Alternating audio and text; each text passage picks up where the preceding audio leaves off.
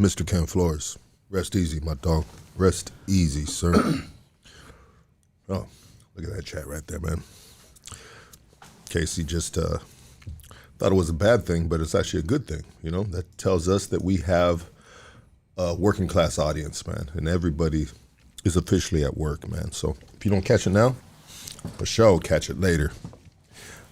It's kind of like testing out the waters, you know, running a noon podcast. We call it the Lucky Lunchtime Special, or I call it that, you know what I mean? Let's see real quick right here, man. Let me pick something before you go out. Thank you for everybody tapping in. Cowboy Joy, Joe, Angel, Omar, Angel, Omar, Angel, Omar. Cowboy Joe. There we go. People are coming in. People are tapping in. I'm at the gym listening. Appreciate you guys, man. Hell yeah, early pod. Yeah, it's all good, man. Anyway, man. Not tripping. You know when the fool's saying I ain't tripping, he tripping. Casey, what time is it? It's game time. Let's go. Yes, sir. Welcome to Hood Stocks. Wednesday afternoon, man. I hope you guys appreciate this. If you don't catch it now, you'll catch it later. Yes, sir. M.A. Cortes, what up? What's up, my dude? Thank you for having me on. No, M.A. Cortes. It's a dude on there. Yeah, it's all good. Jacob, Angel, Camsters. Hey, game time. We'll get them in here, man. We're gonna get them in here. One by one.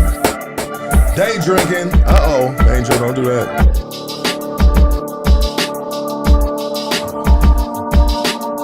What beat is this?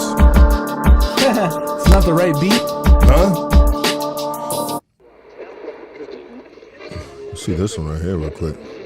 Lucky's like a dad to me now. Son, I love you.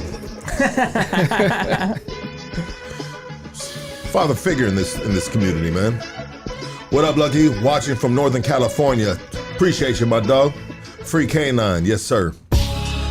Hey, let's go, baby. Hey, come on now. Let's get fired up right here. Hoodstock's Realist Podcast. Thank you, government username. I like that beat right there, man. We got to bring this. Come on. Hell yeah. All right, enough of that shit, man. Hey, so check it out. I don't know if I've shared this story with you guys yet, but the other day I was in an accident, bro. You know what I mean? Yeah, man. And this broad couldn't drive worth the shit. But the thing is, bro, is so what it is a T Street. No, I'm just fucking with you guys. Enough of that, man. I shared that story too many times this week, apparently. Let's go like this. Today we got a very, very special guest, my dogs. Today we got a very, very special guest. Lucky, you a buster, you a coconut. I love you too, dog. And you're gonna have you're gonna have a great day, Mr. Slick1.18. You're gonna have a good day. You know what I mean? Just you know what I mean? Bring it together. Get it together, big dog.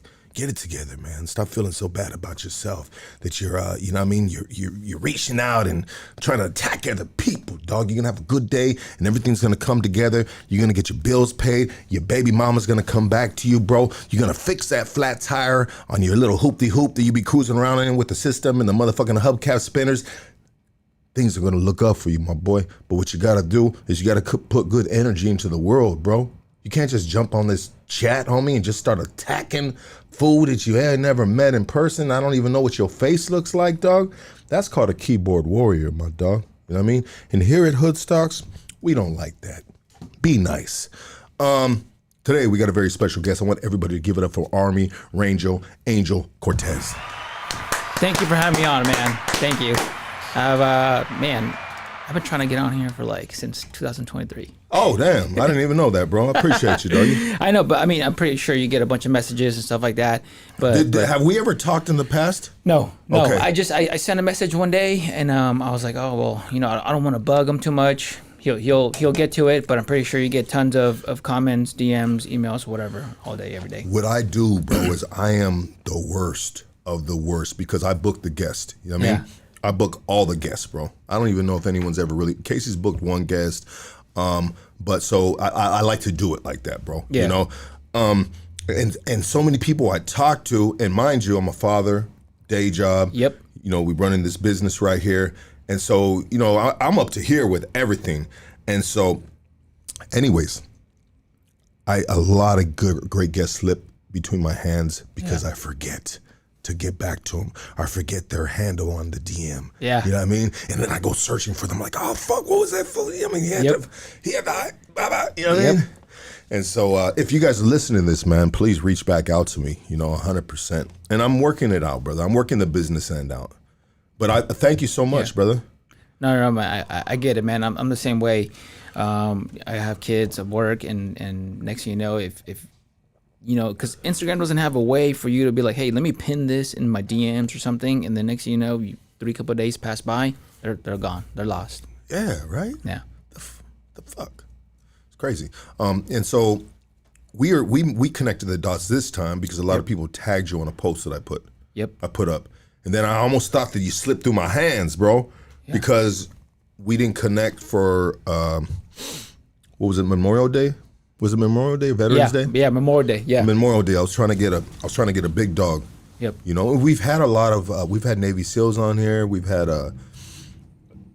excuse me, sir, a plethora of individuals that served in the military, our great country, the United States of America, which you have tattooed on your hand. Yep. And the Mexican flag and the U.S. flag. The Mexican flag and the U.S. flag. Yep. I like the hand, bro. I've never seen that. Show me your hand, both hands, bro. Yeah. That's dope, bro. This camera is your camera right here? Yeah. That's cool, dog. I like it. I like the American flag and I like the Mexican flag, but I like the American flag tattoo better because it's almost like abstract, bro. It's like almost like an oil painting. Yeah. It's like a canvas, bro. Yep. Yeah. That's how I wanted to do it, and then each one was done by a specific person. This one was done by a illegal immigrant? No, an airborne soldier, right? He's Mexican, joined the military, went to airborne school and stuff like that. I known him, Felipe. Shout out to Felipe. And then this one right here, I went to San Diego at tribal headquarters, and Avocado Man did it over there. And so I was like, for sure, man. If you guys don't know about tribal streetwear, look them up. They've been around for a long, long time. They got a pretty big HQ in San Diego. Absolutely. That's dope, brother. Yeah. And so there's a lot of things going on in this world right now. And I was kind of peeping game on your Instagram and everything. You got an interesting Instagram, man. You've been doing a lot of podcasts, huh? You're all over the place doing podcasts. I have. And the thing is, I first started doing podcasts because when I got out, I was slow on social media my entire life, right? By the time I got a MySpace, people were like, bro, I'm on Facebook. By the time I got a Facebook, people were like, I'm on Instagram. And I'm like, bro, okay, whatever. I got out. I started sharing. I got out of the military. I started sharing my combat footage, and it went viral. So then a lot of the podcasts that I've been doing, and then because of the community work I've been doing in the veteran community at first, it was all like military based. Like I've been on Andy Stump's podcast. Andy Stump's been on Joe Rogan's podcast like a dozen times. I've been on Mike Rillin's podcast, Black Rifle Coffee, and stuff like that. So it was always those type of podcasts. And at the same time, I'm trying to get into, you know, the other side of me, because I was in the military. You know, I'm proud of my service, and most of the followers are from that. But I came back home. I came back home to where I was born and raised, and I see little kids that remind me of me, and it reminds me that it was sad to see that because I'm like, damn, things haven't changed. That kid right there reminds me of me. I got to start doing community work, because if not, who else is going to do it? And then I'm like, okay, so how do I reach the masses? And nowadays, well, you know, these types of communities, this community right here has a podcast. Yeah. So I've been trying to reach, so I can be like, hey man, this is who I am. This is what I'm doing. So name of the game these days is podcast. Let's go, Don. Appreciate you here today. Casey, is our Wi-Fi okay, bro? Yeah, the Wi-Fi is good. Okay, for sure. It's probably this dude's Wi-Fi. It cut the corner of my eye. So I see that basically your story starts with gang member to Army Ranger. Yep. So what you're talking about is all the podcasts you've been on have been military podcasts. Yep. And now that you're home, you see individuals that look like yourself. And I don't mean to reiterate what you said, bro. Yeah. But for the audience and for myself, bro, because I'm going to put it together. You come home and you're not at war no more. You're not serving for the military, your country, Army Ranger. You're back on the streets, man. Back on the streets that once upon a time ago, you looked a whole lot different than when you look now. You know what I mean? You had different Demeanor. not different meaning, but just a different skill set, right? I mean, it's two different skill sets, but I think you can add one to the other, and it can be probably a easy transition, right? From gang member to fighting in the military. But so now you see these dudes on the streets, and you're just like, all right, you feel like you're being pulled to a new purpose. Yes. And do you think, brother? And one thing that I say all the time, and every time I have a dude on here, and I think military is the proper way to say it for all branches of military, like a military dude. Yeah. Because you don't say a soldier, because a soldier's a Army. Okay, and a Marine is just a Marine. Yep. And a Navy SEAL is a Navy SEAL. Yep. Army Ranger is an Army Ranger. Yep. Okay, but military is the umbrella. Yes, sir. Okay, so people always say that I'll be glazing fools that are in the military in the podcast because I wish, bro, that I would have joined the military instead of, entering the prison system and getting recycled through that revolving door, they call it. Yep. But unfortunately, I missed the bus on that.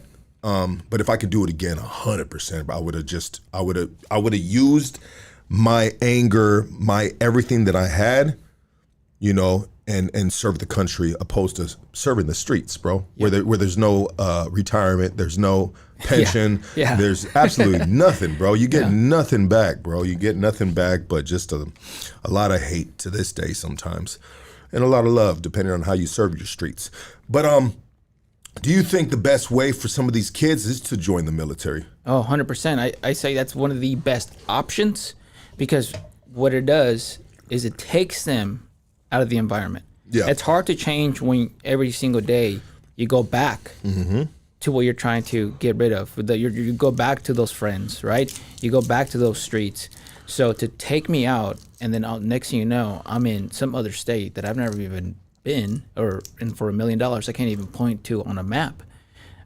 That helped me because it separated me from everything, and at first I hated it, but because Marines, they're stationed at Camp Pendleton, so I know dudes who were at home every weekend, but it never really separated them.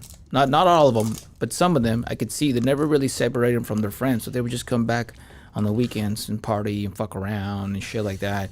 But for me, I had no opportunity to fuck around. It was just me in the military. Because they stationed you where? At first, Washington State, and then I ended my 8-year run in the military in Georgia. Okay, so that's a good thing because it pulled you away from your environment. Yep. And it put you in another environment where you had to adapt, make new friends, learn new ways of conversation. 100%. Living, right? That's cool. I like that, bro. Because I feel like the best way for a young dude, man. I was in this penitentiary one time, just doing a pro violation, and they had. I was on a low level yard because it was a pro violation. Because I'm on a pro violation, right? And anyways, in the visiting room on a weekend, they would bring these kids, adolescents that were doing bad. I don't know if they were. I think they were just on the streets, bro. But they signed maybe their family, or they were somehow, some way they got into this program where they would bring them to the visiting room, and convicts would go to the visiting room and talk to these kids. Yeah. And I'm talking about like 1998 type of shit. Yeah. And one time, one of the homies was like, "Hey, fool, you should come and check this shit out." And bro, I'm in prison. You know what I mean? What else do I gotta do? It's like, nah, dog. I gotta go to the movies. I gotta go. Like, bro, all right, fuck it, let's go check it out. Yeah. So I was like a fly on the wall to see what the process was, or how this functioned, and it was basically these convicts, these dudes, yelling at these fucking kids, bro. You want to get raped? You want to be my fucking little boyfriend, my girlfriend, bro? And I guess they had consented. Like, this is 1998, bro. Yeah. You could not do that now, right? No. but they were just like, they were doing some shit like that. You think you're hard? I'll fuck you up. I swear to God. And I was like, whoa. Even I knew back then, bro. But this was wrong. This is the wrong way to approach these dudes. And you know why I knew it was wrong? Because I looked at the expression of these kids, these little fools, little badass kids. They just be like, shh, like shut, like if you could read the writing on their face, it said, shut the fuck up. Yeah. You know what I mean? Yeah. You know what I mean? You ain't scaring nobody, fool. Yep. And so I have always said, and I don't mean to be long-winded because this is your podcast coming right now, but you got to take them out to your environment. Yep. You can't just tell them, bro. You got to physically like show them a better life, a different way of living. Yep. 100%. You know, and that's why I tell guys, you know, it's and you don't have to be in there forever, and then you don't have to even die for the country. Your job doesn't even have to be a combat MOS, right? So a combat job. You can literally be supply. You know, you can fix trucks. You can do something, do a little short run, 3 years, 4 years, you get out, free school. If you get hurt, you get disability depending on how much you got hurt for the rest of your life. Let's go. And you know, it helps with a home loan. Like the disability part, on Casey. And you know, other depending on if you got hurt or what you did, you know. Yeah. Then skills, and it just looks good on your resume. Move on to the next chapter of your life. Looks great on your resume. Yep. Serve the country. Yep.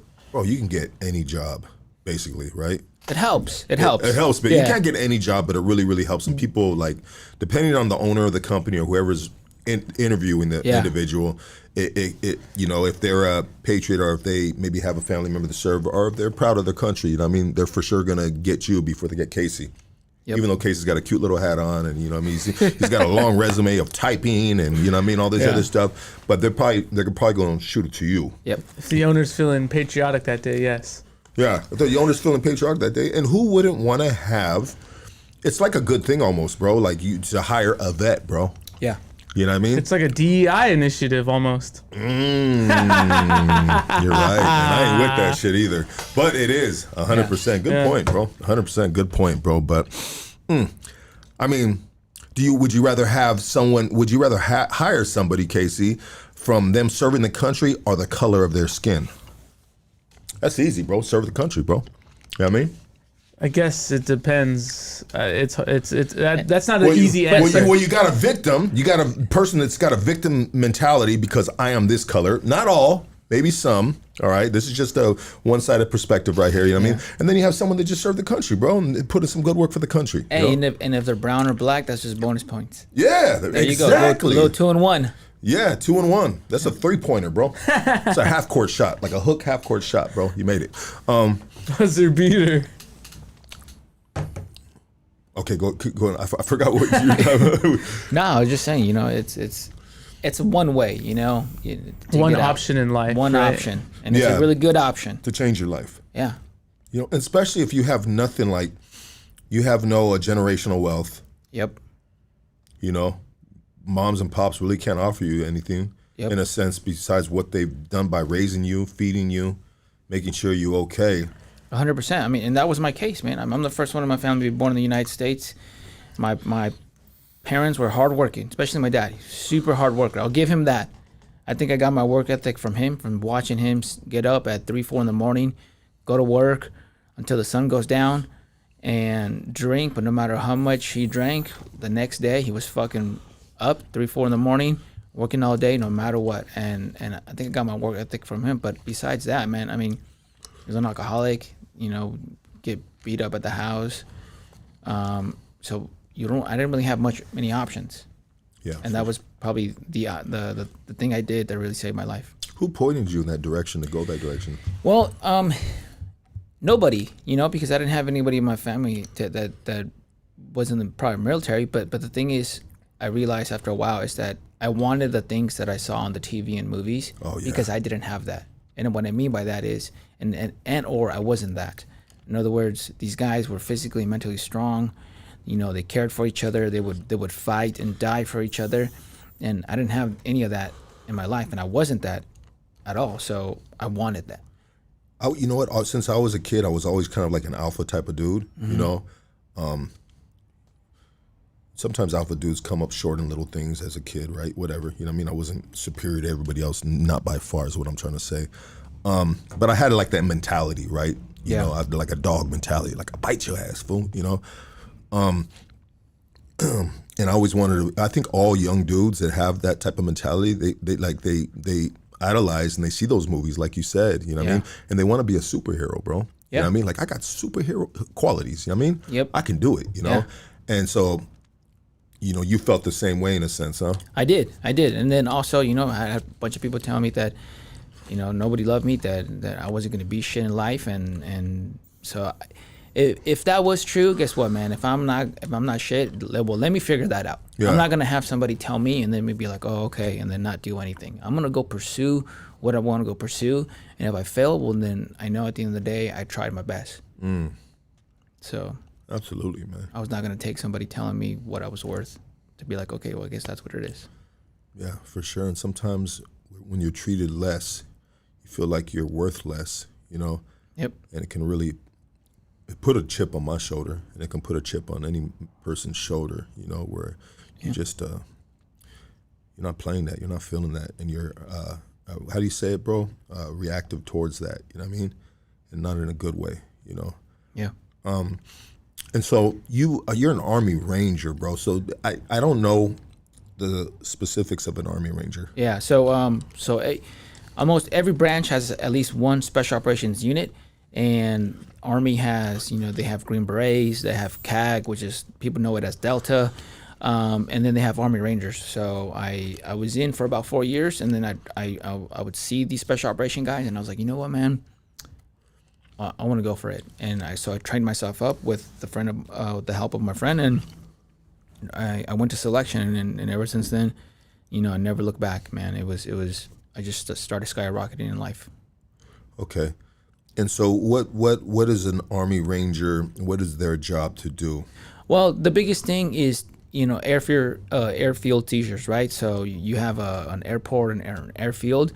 Well, we get dropped, tons of us, and then we fight our way, get control of that airfield, and then capture it, right? So the friendly forces can then start using it to bring in other troops. That's one of the main things that we were trained for. But overseas, you know, it's basically the best infantry that the military has to, you know, because SEAL teams and ODAs, Special Forces teams, they're small numbers, and they can do a lot. But sometimes you need like a platoon element or a company element. Yeah. Besides a Marine. Yeah. But besides Marines, I mean, are you above Marines? Yeah, definitely. You know, we have better training. We have way better, you know, overall quality of soldier, right? Yeah. But people don't know that, right? So it's not like one's better than the other, but it is, man. But people don't know that because the Marines have done a phenomenal job of promoting themselves. Like, for example, when I finally passed selection and I can finally say I'm a member of the Special Operations community, I called my sister, and the first thing she said was like, "Oh, so does that mean you get to work with the Marines now?" I was like, "Oh, you know, because they've done such a great job at promoting, you know, themselves." Yeah. And Marines are hard motherfuckers. They're hard motherfuckers. Yeah. Right. If there's anybody that I've ever seen do so much with so little, it's those guys. Like a pack of wild dogs, huh? Yeah. Come in and wreck shit, huh? Fuck yes. Yeah. With X amount of training, like you said. Yep. Working with what they got. Yep. Get the job done. Yep. But you're a little more on a higher level in regards to training and maybe what's put upon your agenda for the mission or something, right? 100%. And then I specialized because you're a ranger, but there's certain jobs within regiment, and then I specialize in explosives. So I would look for bombs, and in Afghanistan I would literally pull bombs out of the roads with my bare hands. Wow. And then blow them up, you know. So that was my thing, just blowing things up. How long did it take for training to learn that? Well, yeah, your initial like basic training, it's not that long, man. Couple months. But in regards to the bomb thing, like, but then you have to keep going to schools. Okay. So like every year I'm going to a school because things are changing. The enemy's changing their tactics. They're changing how to deploy bombs, initiate bombs. Things are always changing. So you're always going to school to get the latest and greatest information. So you've actually been on the field, like you said. Yeah. And how scary is that, bro? It's super scary, but it's the scariest when I'm not doing the thing. Because when I'm doing the thing, I'm not thinking about it, right? It's like when because I fought in Muay Thai and Jiu-Jitsu. The worst thing about going to a fight is like the week of before you know you're about to go fight, and then you do your weigh-ins, and then you're like waiting for you to be called. That's when I'm more fucking anxious. But when I'm fighting, I don't have time to think about that shit. Yeah. I'm just doing my job. Same thing with that. You know, when I'm looking for bombs, I know what I need to do. And then if I do find one, okay, be careful, do your job, blow it up, boom, it's cool. Hopefully somebody got it on video. And then you go home. But then when somebody gets blown up, and then you're like, bro, we got to go help those guys out. And then they're like, hey, dismount. And dismount, I know that means I'm going to dismount. That's when, you know, you're like, okay, well, fuck. And then as soon as you step out, game time. Yeah. Okay. Well, first, shit, thank you for your service, brother. Yeah. Thank you. I usually start with that, man. Muscle memory. I was thinking when you're talking about doing it like Muay Thai, everything like that, it's like muscle memory. Like you go through the drills, right? Yep. You know what I mean? Yep. And so you see something coming, or just like when you got the bomb. You know what I mean? All right, I've done this before. I've been trained to do this. You know what I mean? I know exactly what I have to do. Yep. Did you ever hesitate to pull the trigger? No. It was like the reverse. Leadership would have to be like, Cortes, stop fucking shooting. Oh, wow. Yeah. Yeah. Right. He's already dead. Well, you know, like, because the gunfights, you know, it's when they want to end it, but like, hey, you know, they're kind of there. So you can still be lobbing fucking grenades, you know, with the 40 Mike, which is like a machine gun grenade launcher. It's a grenade launcher, right? But you shoot multiple ones. How bad is that weapon? I love it. The first 2 dudes I got was with the fucking Mark 19, which is a grenade launcher. Yeah. Do you shoot first, or do you hit him with a grenade and then shoot? Grenades. Because that grenade launcher, that Mark 19 shoots multiple grenades. So that's your best bet. You're just fucking lob like 9 of them in there, good to go. Yeah. I like it, bro. Just lobbing grenades. Because the thing is, right, if they're hiding behind a wall or a berm or a little hill, Yeah. right, the rounds are hitting just the fucking hill, the wall. You need something to go over, and the Mark 19 in the mountains of Afghanistan was very, very useful. The problem is that motherfucker would like to jam up all the time. So it was great. It was one of those things like it's great when it works. Yeah, for sure. And what does time feel like in a firefight?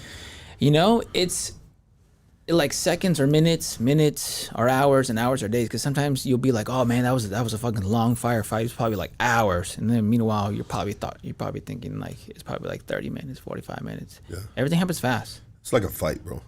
Yeah. It's like a fist fight. Yeah. And when Sometimes you're in there, it feels like it's long. Go ahead, Casey. what's louder? Is it your training or your fear when you're in a firefight? What? I said when you're out there in a firefight, what's louder, your training or your fear? Oh, my training. The idea of like, yo, bro, you're trying to fucking kill us? Nah, homie. And then you're trying to kill my dude? That's the biggest things. I was never like, oh, you're trying to kill me. It's like, oh, you're trying to kill us, right? Because we're a whole, we're one. You're like, I can't have that. So I need to do my best to do my part, because you're always trying to earn that spot. It's not like you're there and it doesn't matter if you can fucking slack off, you can fuck off. No. It's like you got to earn that spot, right? So you got to, when you see these dudes, high caliber of not just individual but soldier, I always saw it as like, man, I got to earn my spot every day. So it's like I'm trying to protect them. I'm trying to protect us. And has fear ever crept up on you in those situations that you remember? No, it's always for me like after when you decompress and you're thinking about everything. Like one day we had to deal with not one but 2 suicide bombers. We were at this little base. This dude blew himself up at the gate, and I was on top of a truck, so I saw the explosion, and I'm yelling, "Yo, that's at the fucking gate!" And before I yelled, "That's at the fucking gate again," I didn't notice that the dude blew himself in the front to allow a dump truck to go in, and then that dude blew himself up. Next thing you know, my face is in the dirt. I have no idea what the fuck happened. That was the strongest force I ever fucking felt. I know I'm not dead, but I know this attack it's not done. So a bunch of us grabbed our kits. We ran down there to close the hole, because earlier in the year they were doing that. They were blowing up themselves at the gate, and Taliban fighters were going into the base. So we went down there to close that hole, because we knew we're like, hey, Taliban fighters are about to come in. So the entire time you're making decisions. Am I going to do this or that? But for me, it's not the fear. It's when you're done and you're in your room and you didn't know, but the entire time you've been stepping over body parts. Because when the body blows up, right, and you see an arm there, and and you see the torso, it doesn't break off perfectly. So there's little pieces everywhere, and we were all stepping on it. So when I'm in my room and I smell like death, and I'm picking, I'm not picking, but I see the flesh like in my shoelaces, and you really fucking think about what's going on. That's when you're like, fuck, bro, like this is real. How do you deal with that mentally? You put it in this compartment and you just stow it away for later. Because if you let it overwhelm you, you're no good to your guys. You're no good to your team. And at that point, I was already a sergeant. I got guys, and then it does anybody no good. And have you? And sorry to get deep, but have you ever mourned someone you killed, even if they were the enemy? You know what? When I got out, you realize some of these people are bad. They're really bad. But some of these dudes, they're like they don't have Google. They don't have fucking Grubhub. All they know is, hey, these dudes are here. They're killing a bunch of people. They killed my uncle, right? I gotta go protect, and stand for his honor and all that. I'm gonna go fight, and that I can understand. That I can respect. So not that I felt bad, but I'm like, you know what? I never thought there'd be a day where I'd be like, I respect that. Yeah. You respect their bravery, their honor. Yeah. To be willing to sacrifice their own life. Yeah. For their movement. Yeah. It's interesting, man. Because a lot of in that region, it's. Would you say a lot of it is just a religious thing? It's tribal. Tribal. Very okay. tribal. Some of these people in the outskirts of that country, Afghanistan, for the idea for you to tell them, hey, you're Afghani, like that's who you are. To them, they're like, bro, I'm my tribe. Like these are my people. You're gonna tell me some dude far, far, far away controls me, is gonna tell me what to fucking do? Well, good luck, because we're all here and we all got guns. It's very tribal in the outskirts of that country. Wow. So many war movies out there, man. I'm a big time like war movie fanatic. Yeah. I love it. I remember there was a military dude here. I forget his name. Apologize for that too. But he had me watch.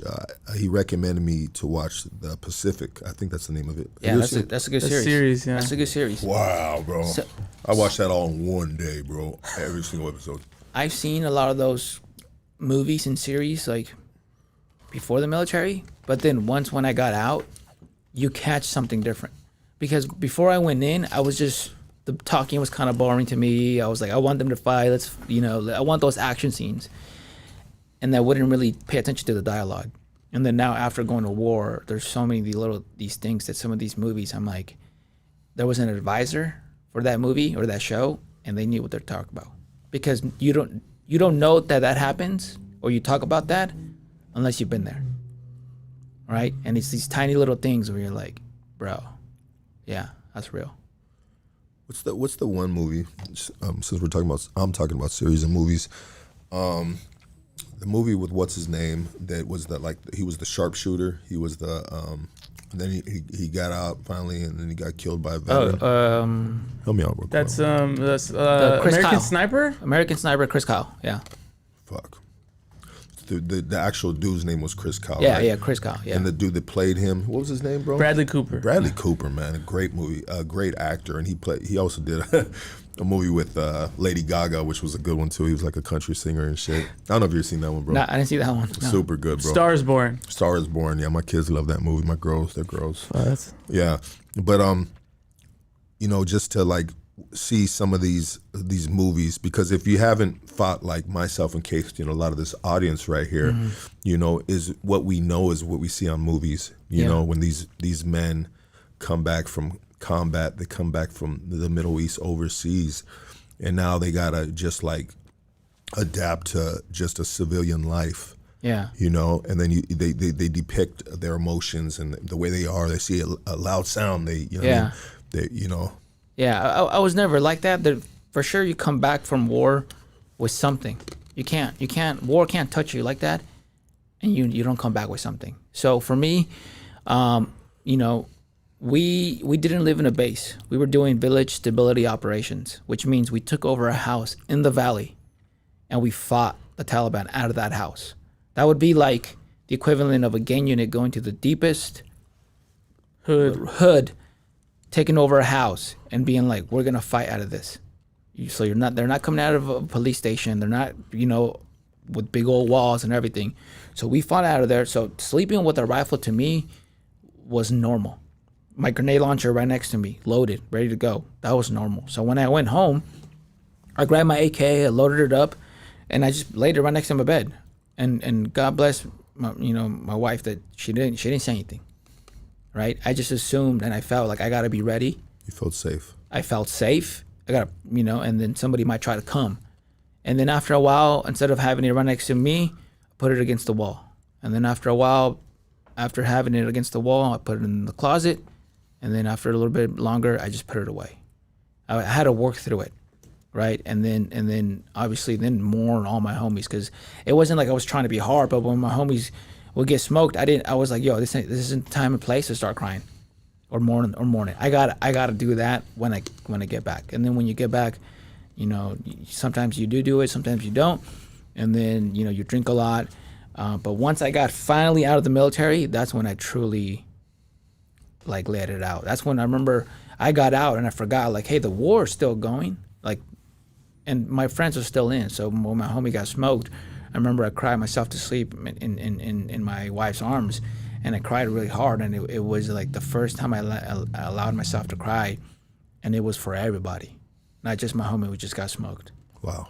And then obviously psychedelic therapy. That's really, deep, bro. Helped me work through a lot of that stuff. And so since you're pivoting to the psychedelic therapy, what have you tried out, and how has it helped? Yeah, well, when I got out, I realized, man, I lost my purpose and I lost my community, right? And I knew I had a hole I had to fill, because even the dude in my platoon who would kind of annoy me, I even missed that dude. So I was like, fuck, man, I gotta find my community. So I started finding my friends, new friends, and finding my purpose, which was to do events for the veteran community. And I would invite people from my martial arts gym and my school. So all the veterans from there, right? That's here in Los Angeles. You landed back in Los Angeles? Orange County. Okay. But then I was like, hey, I would hear the stories of veterans, being lost in pills and alcohol and blowing their brains out. I was like, I don't want to be like that. I got to figure something out. So I got to work through my stuff. And I was doing everything to be the best version of myself, but more importantly, for my kids. And my wife. You got to take care of yourself first before you can take care of that. 100%. Yeah. So I worked on my sleep schedule, right? I had a routine so I can get the best amount of sleep. I ate clean. I was also fighting at the time, so that helped. And I was careful of who I surrounded myself with, but I felt like something was missing. And my buddy was like, for a year, he's like, hey man, you should do psychedelic therapy. And I was like, no, I'm good. And what it was, I just kept saying no, is because the reality is I was scared. And one day I was like, you know what, man? All right, let's do it. So I went to a professional setting, and then I did high doses of ketamine. And I've done 4 sessions of that. And what came out of the first session is because you're very mentally fatigued. So the deal was, my friend Mike was like, hey, you're going to sleep at my house, and then tomorrow I'll take you back home, because we were in LA and I live in Orange County. And he goes, I don't want you to drive. You're not in any condition to drive. And I was like, all right. But based on that first experience, I was like, you know what, man? I want to go home. And he's like, yeah. He goes, hey, how about this? How about you take a nap? We feed you some food, and then you go home. And I was like, all right. And so by the time I went home, my wife wasn't expecting me, and it was the night. But I was physically, but more importantly, mentally fatigued. And I knock, she opens the door. She's like, oh, I thought you were going to stay. And I was like, no. I was like, I just want to go to bed. I just want to go home. I fall asleep right away as soon as my head hits the pillow. I wake up when she's making eggs, and I tell her, hey, I was like, hey, turn the stove off. Let me talk to you for a second. And I was like, come over here. And she's standing right in front of me, and I said, I realized that for the last 2 years, you haven't gotten that version for the vast majority of our marriage. I put you not second, third, fourth, or fifth. I put you dead last, and I put you and the kids last my entire military career. I have not been the best friend, husband and father. And I'm sorry. And right there, her face said it all. She was like, she was in shock. And then she said, I wanted to tell you for years certain things, but I didn't just want you to hear the words. I want you to understand and feel them. And other stuff came out of those sessions that allowed me to be free, work on myself, admit things, move on, and grow as a person. Wow. That's powerful, bro. It just makes me think, man. It makes me sometimes, hearing stuff like this, bro, really just emphasizes what our military goes through, man. And this is just a small story, a small portion from one person, bro. Yeah. And man, I'm glad you got through that, brother, and I'm glad that you found yourself a way. Taking those ketamine therapies. Yeah. I'm glad it helped you, man. Because I feel like everybody deserves to live a decent life. Without any without any worry. And even though there's trauma in life, everybody's got trauma, different levels. But I'm a lot more empathetic in a way. Because sometimes we have trauma and it's self-sabotage trauma. Yes. We put our, like the streets, you did drugs, X amount, you put yourself in cells, you committed crimes, and now you have trauma from shit that you did to yourself. But when someone serves the country, for us to live safe or whatever the fuck agenda it might be, right? Yep. There's a lot of people that are against a lot of these wars, us being in different countries, But anyways, I feel it, bro. I feel you, man. And it just hits a little deeper when it's coming out the horse's mouth, so to speak. Yeah. Yeah. And so one of the things that also came out of it is that at the time, what I was doing, I didn't know if it was the right thing. And from those psychedelic therapies, those sessions, I realized, I already knew it, but I'm like, yo, man, people matter more. People matter more than the money, than this and that. Because at the time, I know how I look, right? Compared to other former special operation guys. You're talking about Jocko, David Goggins, all these big guys. And then you see me, and I feel like I'm a better representative of special operations mindset. Because when you got a buff dude telling you like, hey, you can do this, you can do that, you just got to believe. You're like, yeah, but you can't help but think like, yeah, dog, but you're like 6'6" and you're super buff, so it's probably easy. But when you see somebody like me, you're like, well, apparently a special operations mindset is a real thing because look at him. So I was sharing my combat footage, and these college kids and high school kids would send me a message, and it was basically the same thing, like, hey, man, I love your page, no offense, but you're like small. So how did you do it? Because this is 2016. Nowadays, there's YouTube channels with like what to buy, how to train, what to eat. Back then there was nothing. So I was like, oh, well, here, let me help you out. And I would tell them. And then dudes would be from all over, not just LA, or Orange County or San Diego area, but like all over the country and even the world. They would be like, hey, man, like, hey, you and I have similar upbringings. I was in the hood, or I am in the hood, or I want to get out, but my own family members or gang members. Like, how did you do it? And I would help them out. And I would spend so much time talking to these people that I was like, is this what I'm going to do? Like, I like doing this. Yeah, you found yourself a lane. And people were like, oh, you can charge. And I was like, bro, I don't want to fucking charge. Yeah. I'm charged to help somebody. Like, I don't want to do that. And they're like, but that's how people make money. I'm like, yeah, but I don't need money. And I grew up poor. So in my household, it's always been like this. Anything besides rice and beans is extra. My first bed that I ever had in my own room was when I joined the military. I was used to sleeping on the floor. I would wear the same clothes over and over. I would get made fun of for wearing old clothes. I would get made fun of for wearing off-brand, like my fucking Adidas had an extra stripe and shit. That's what I'm used to. So when people are like, oh, you can get money, I was like, I got my kids live and they have their own room. I got a 3-bedroom apartment. Like, what do I need? I don't need to do that. So that psychedelic therapy and experience was like, yeah, man, that's people are more important. You know what? I was going to ask you that too, and I'm really glad you brought that up in regards to stature. You know what I mean?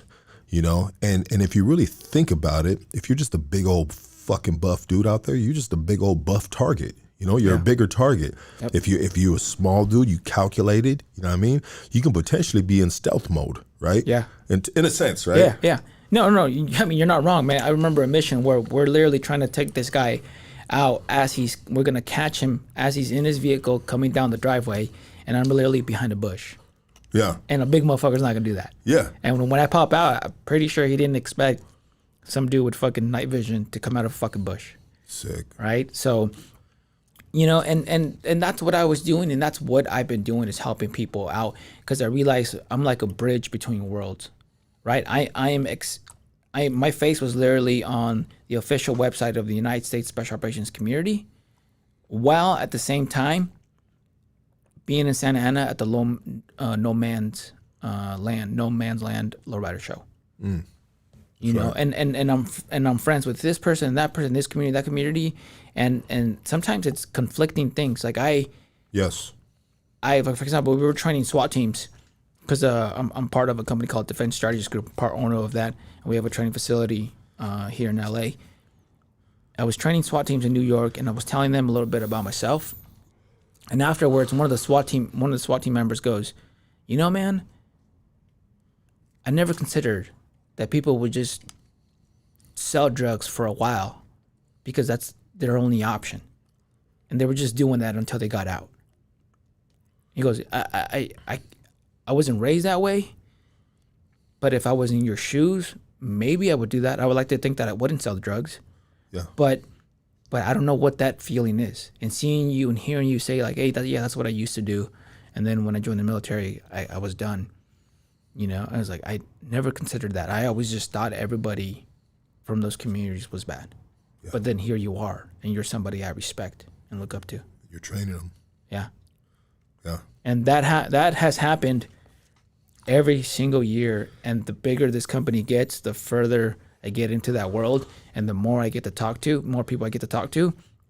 And literally, like, the department who fucking raided my house when I was a gang member, and talking to them and them being like, yeah, man, I look up to what you do. I love what you do for the community, for the veteran community, or for, you know, the low income community. And it's just talking to them and but more importantly, representing myself properly every single day. Good for you, bro.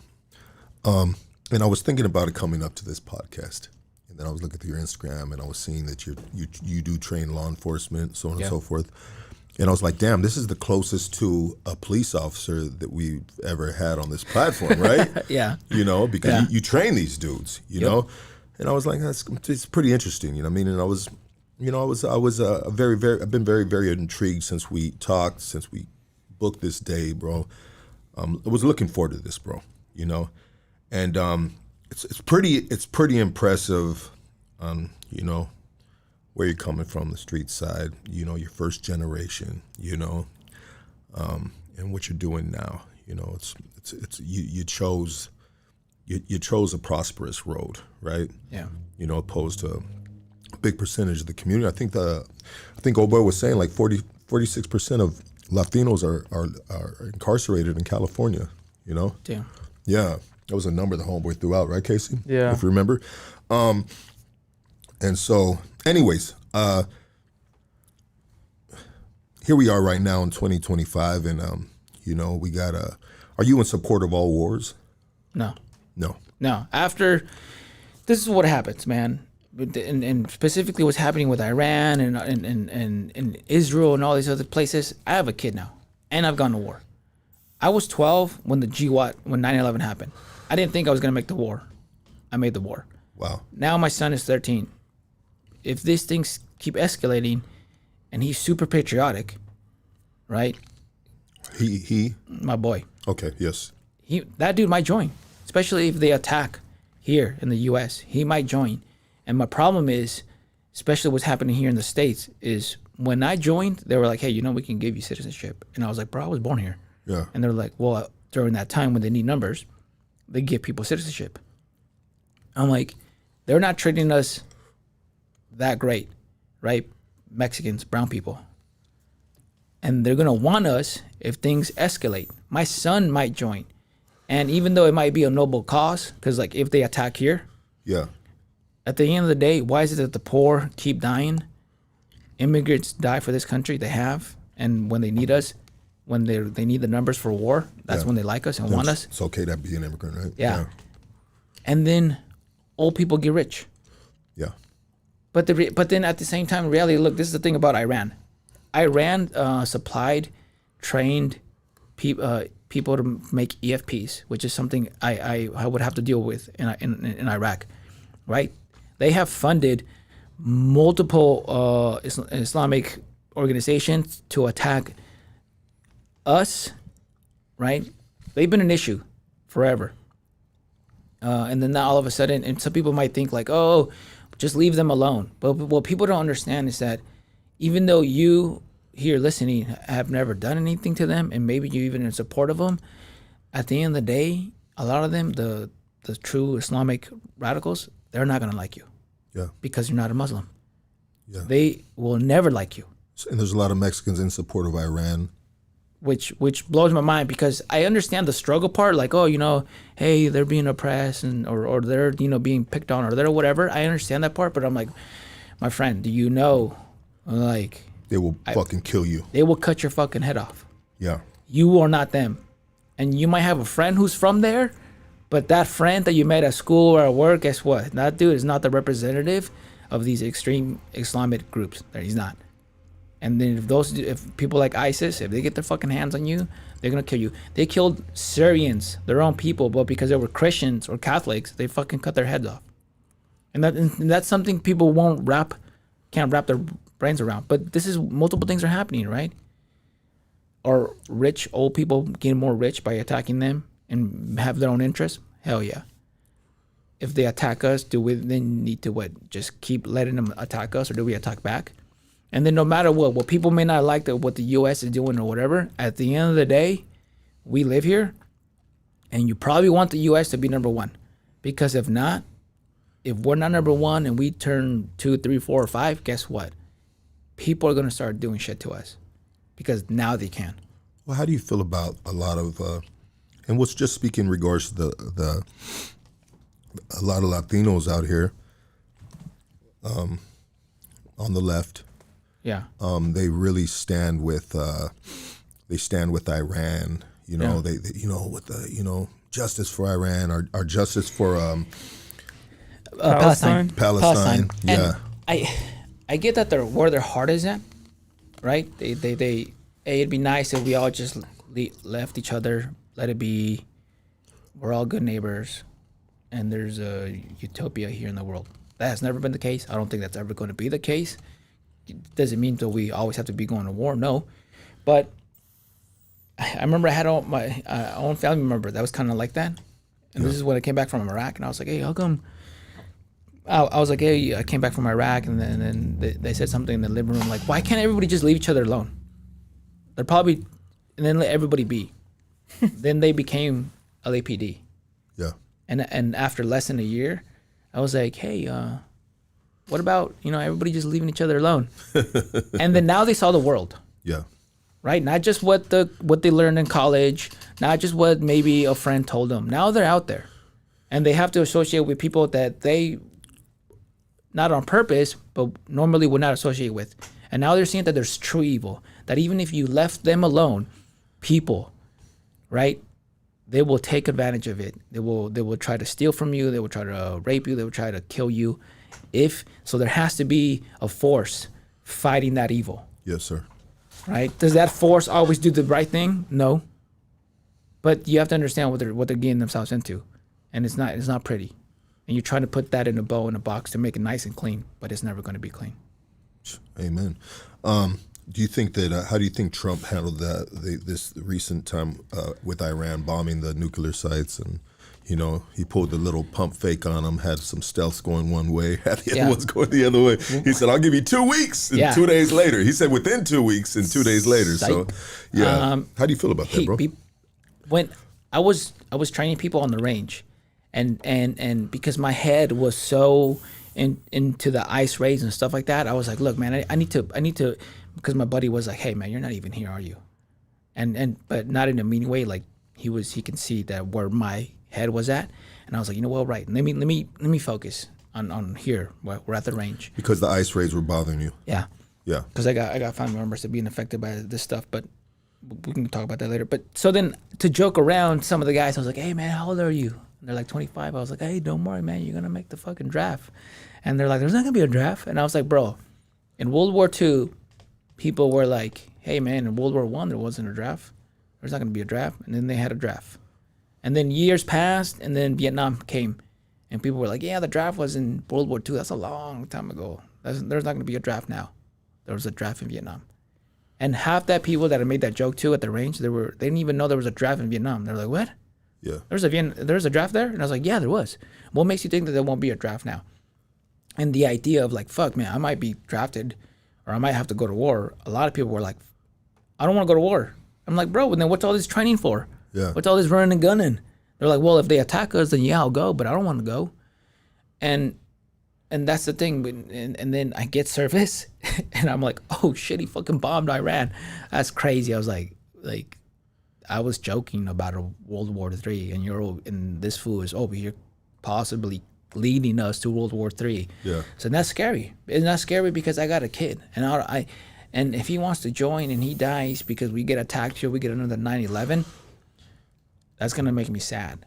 But what I've seen is sometimes people leave, and for whatever reason, they come back and they're just a fraction of what they used to be in the military. Yeah. I don't understand why I come back and I can be successful in life, but my homie can't. My homie blew his brains out. Everybody's made different, bro. And it's hard to wrap my brain around that. So if that possibility, maybe seeing my son come back and be a fraction of himself, that's what scares me the most. So of course I don't want him to go. And also, why do Americans have to keep dying? Don't we have allies? Why can't they be the ones putting up the troops first? Why does it have to be us?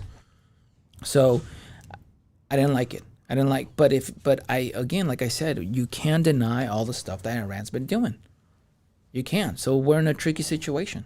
Yeah. Because you think we say, "Hey, please stop," they're gonna be like, "Okay, I'll stop. I'll stop funding Islamic groups to kill you and your allies, or bomb your U.S. bases overseas, or all this and that." They're not. What do you think their ultimate goal is then? For Iran wants to basically Well, destroy the state of Israel? well, What do you think? Well, they change the name all the time, whether it's Al Qaeda, ISIS, Hezbollah, whatever. The point is, for the vast majority of them, look, man, they don't like us. They're never gonna like us, and they don't like us so much that these people are willing to blow themselves up. Yeah. That's commitment. Yeah. That is like a serious commitment. So when people are like, "Oh, what do you think the end goal is?" What do you like? It's in your face. These people aren't stopping. They just bombed in Syria, whether it was ISIS or somebody, just bombed a couple Catholic churches. Well. They hate us that much. And even if be like, but they don't know me. I didn't do anything to them. It doesn't fucking matter, bro. You're an American. So you can either live in La La Land and ignore all that, or you could be like, well, these things are affecting me, or they're gonna affect my kids, or whatever. So it's more of a religion thing. They just hate Jews and Christians. And Because is the Jews getting the smoke for Christians, or Jews getting the smoke for their own? They also killed a bunch of. It's not just those like Hindus and all this and all these like minority religions and stuff like that. You're not them. So. Yeah, for sure. And so you were talking about when you were training, your mind was on the protest, and I wanted to bring that a little bit up because I seen something recently with ICE. ICE went and detained a father with 3 Marine sons. Yeah, and how corrupt is this country? It's corrupt. It's super corrupt, right? It is, but this is still the best place. One of the best places to live. Because there's levels of corruption. There's levels of corruption. Yeah. And the thing is tricky.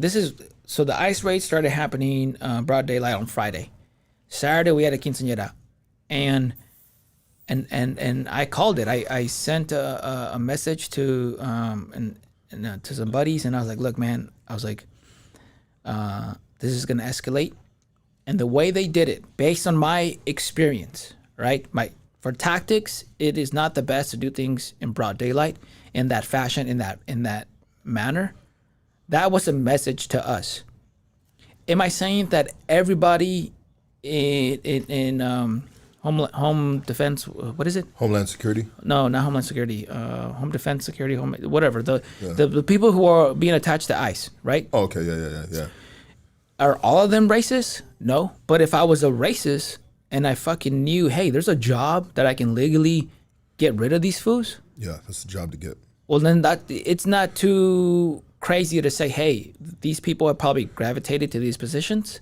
They have probably worked their way up, and they are using the system to go against us. Yeah. This isn't an immigration issue. It's not even a Mexican issue. It's a brown issue. They don't give a fuck if you're from El Salvador or Guatemala. You're brown. Get the fuck out of here. When I joined the military, they offered me citizenship. I was like, bro, I'm born here. We had a ceremony when we were about to leave Iraq in a big base in Iraq, right? And it was for this dude who was Mexican, and his name was Ivan. I didn't know him, but I was like, you know what? Let's go over there for support. I was like, you know what? I'm gonna hit the gym, and then I'll make it in time for the ceremony. When I make it to the ceremony, there was a group like 100, 150 people. Within that group, there were a bunch of brown people, right? Most of them were probably Mexicans.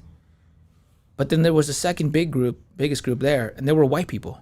And I remember asking my platoon, like, hey, man, I don't think we're in the right spot. And he goes, no, yeah, this is it. And I was like, and I pointed at the white guys, and I was like, why are they here?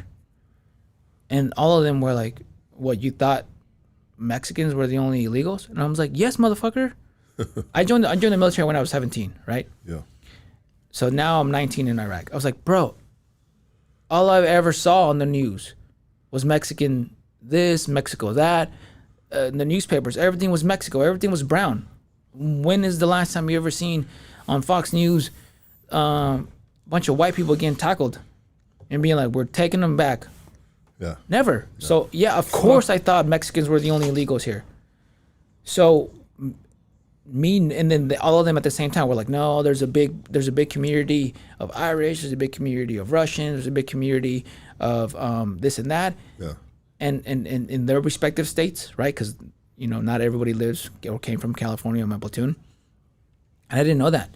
But now that I know that, when I'm seeing all this stuff and it's just us and it's in Santa Ana and it's in freaking LA, you're like, bro, it's hard not to feel a certain way. It's hard. And then not to mention, and I've talked to a lot of people because, as you can imagine, I have friends on the left and the right and law enforcement, not so law-abiding citizens and all this and that. And the consensus from everybody that I get is like, hey, man, if he took away all the criminals, good. I wouldn't care, right? Yeah, take them. They're bad. Yeah. But when you're going after somebody who's cutting grass and you're fucking tackling them on the floor and you're doing this and you're going to car wash. They hit the car wash by my kid's school. They hit the Home Depot by my house. And it's like, what are we doing here? By nature, Mexicans, and I'm Mexican, so I'm going to stick with that. By nature, Mexicans are super conservative. When they come here, they put their head down, they work hard, and what do they tell all their kids? You're lucky to be born here. Hit the books. We're here so you can have a better life. You need to do it better than us. That's what we've been told. So I joined the military part by knowing and being told, like, hey, this is the best country. This is why we're here. Right? And I was born and raised on food stamps. So when the country who helped my family and I is in trouble and then now it's attacked, I saw it as like, hey, it's my turn to pay back that food stamps. To fight for this country that's doing so well, that's been doing so good for my family. And so many of us then become first generation, second generation, become cops, become in the military. The running joke of the Marine Corps, besides the ECRANs, is that United States Marine Corps, those initials, USMC, doesn't stand for the United States Marine Corps. It stands for the United States Mexican Corps because of how many Mexicans are in the Marine Corps. Go to Camp Pendleton. You tell me how many Gonzalez, Garcias, Corteses you see. So many. And then when they come to do this, to us, it's a statement. They don't like us. Some of these people are never going to like us. And I think they're realizing that how much power we truly have, because there's a lot of us here. There's a lot of us here, but we are not together. We don't have, I'm not saying we need to have one leader, but we don't even have, we need multiple leaders. We don't even, who's our leaders? No, we don't. And it's funny because we covered that subject with Francisco, yeah, and he said we have no legacy. We have no legacy in the sense of like we're talking about like a Martin Luther King Jr. Yeah. You know what I mean, so on and so forth. You Yeah. know what I mean, like who is the only one they always refer to is Cesar Chavez. Cesar Chavez. And So Chavez he was for the migrants. And Chavez didn't like illegals, right? But we have power, and we're starting to realize it, and other companies are starting to realize it because now they want to do things for the Chicano culture or associated with Hispanic heritage and stuff like that. But more importantly, you have to understand when like let's say an artist who's Mexican or from Mexico makes it in the top 5 or is the number 1 listener of the month or the year, and it cuts down someone who's not Mexican. Not only are we seeing it and being proud of, but people that don't like us, that are low-level government and high-level government, are realizing, look at these people. We're starting to realize we have power because Mexicans traditionally come here, they're illegal, they don't have the ability to protest. They're not going to protest. They're going to put their head down. They're going to work day in and day out. And now that we have so many first, second, and third generation, and we all went out there to protest, because I took my family out there to protest. I took my kids out there. You saw how many of us are really out there. How much, for example, my friend the energy drink industry is like an $80 billion industry. Wow. The 2 biggest companies are Red Bull and Monster. All the other ones, you got like Rang, Celsius, and all that. Yeah. And they're fighting for that 20%, roughly. 20% of 80 billion is still a lot. Yes, sir. But let's focus on let's not just focus on those 2. Let's just focus on all of them. Who do you think the biggest consumer of energy drinks are? The workers. Labor. And in states like California, who is the majority of that labor? Whether it's with tile, drywall, Mexicans. Yeah. When is the last time any of these companies have ever done anything for us? Yeah, like endorse or acknowledged us? Never, Yeah. because they didn't have to. Because they're like, no matter what, we already have their business because they need that.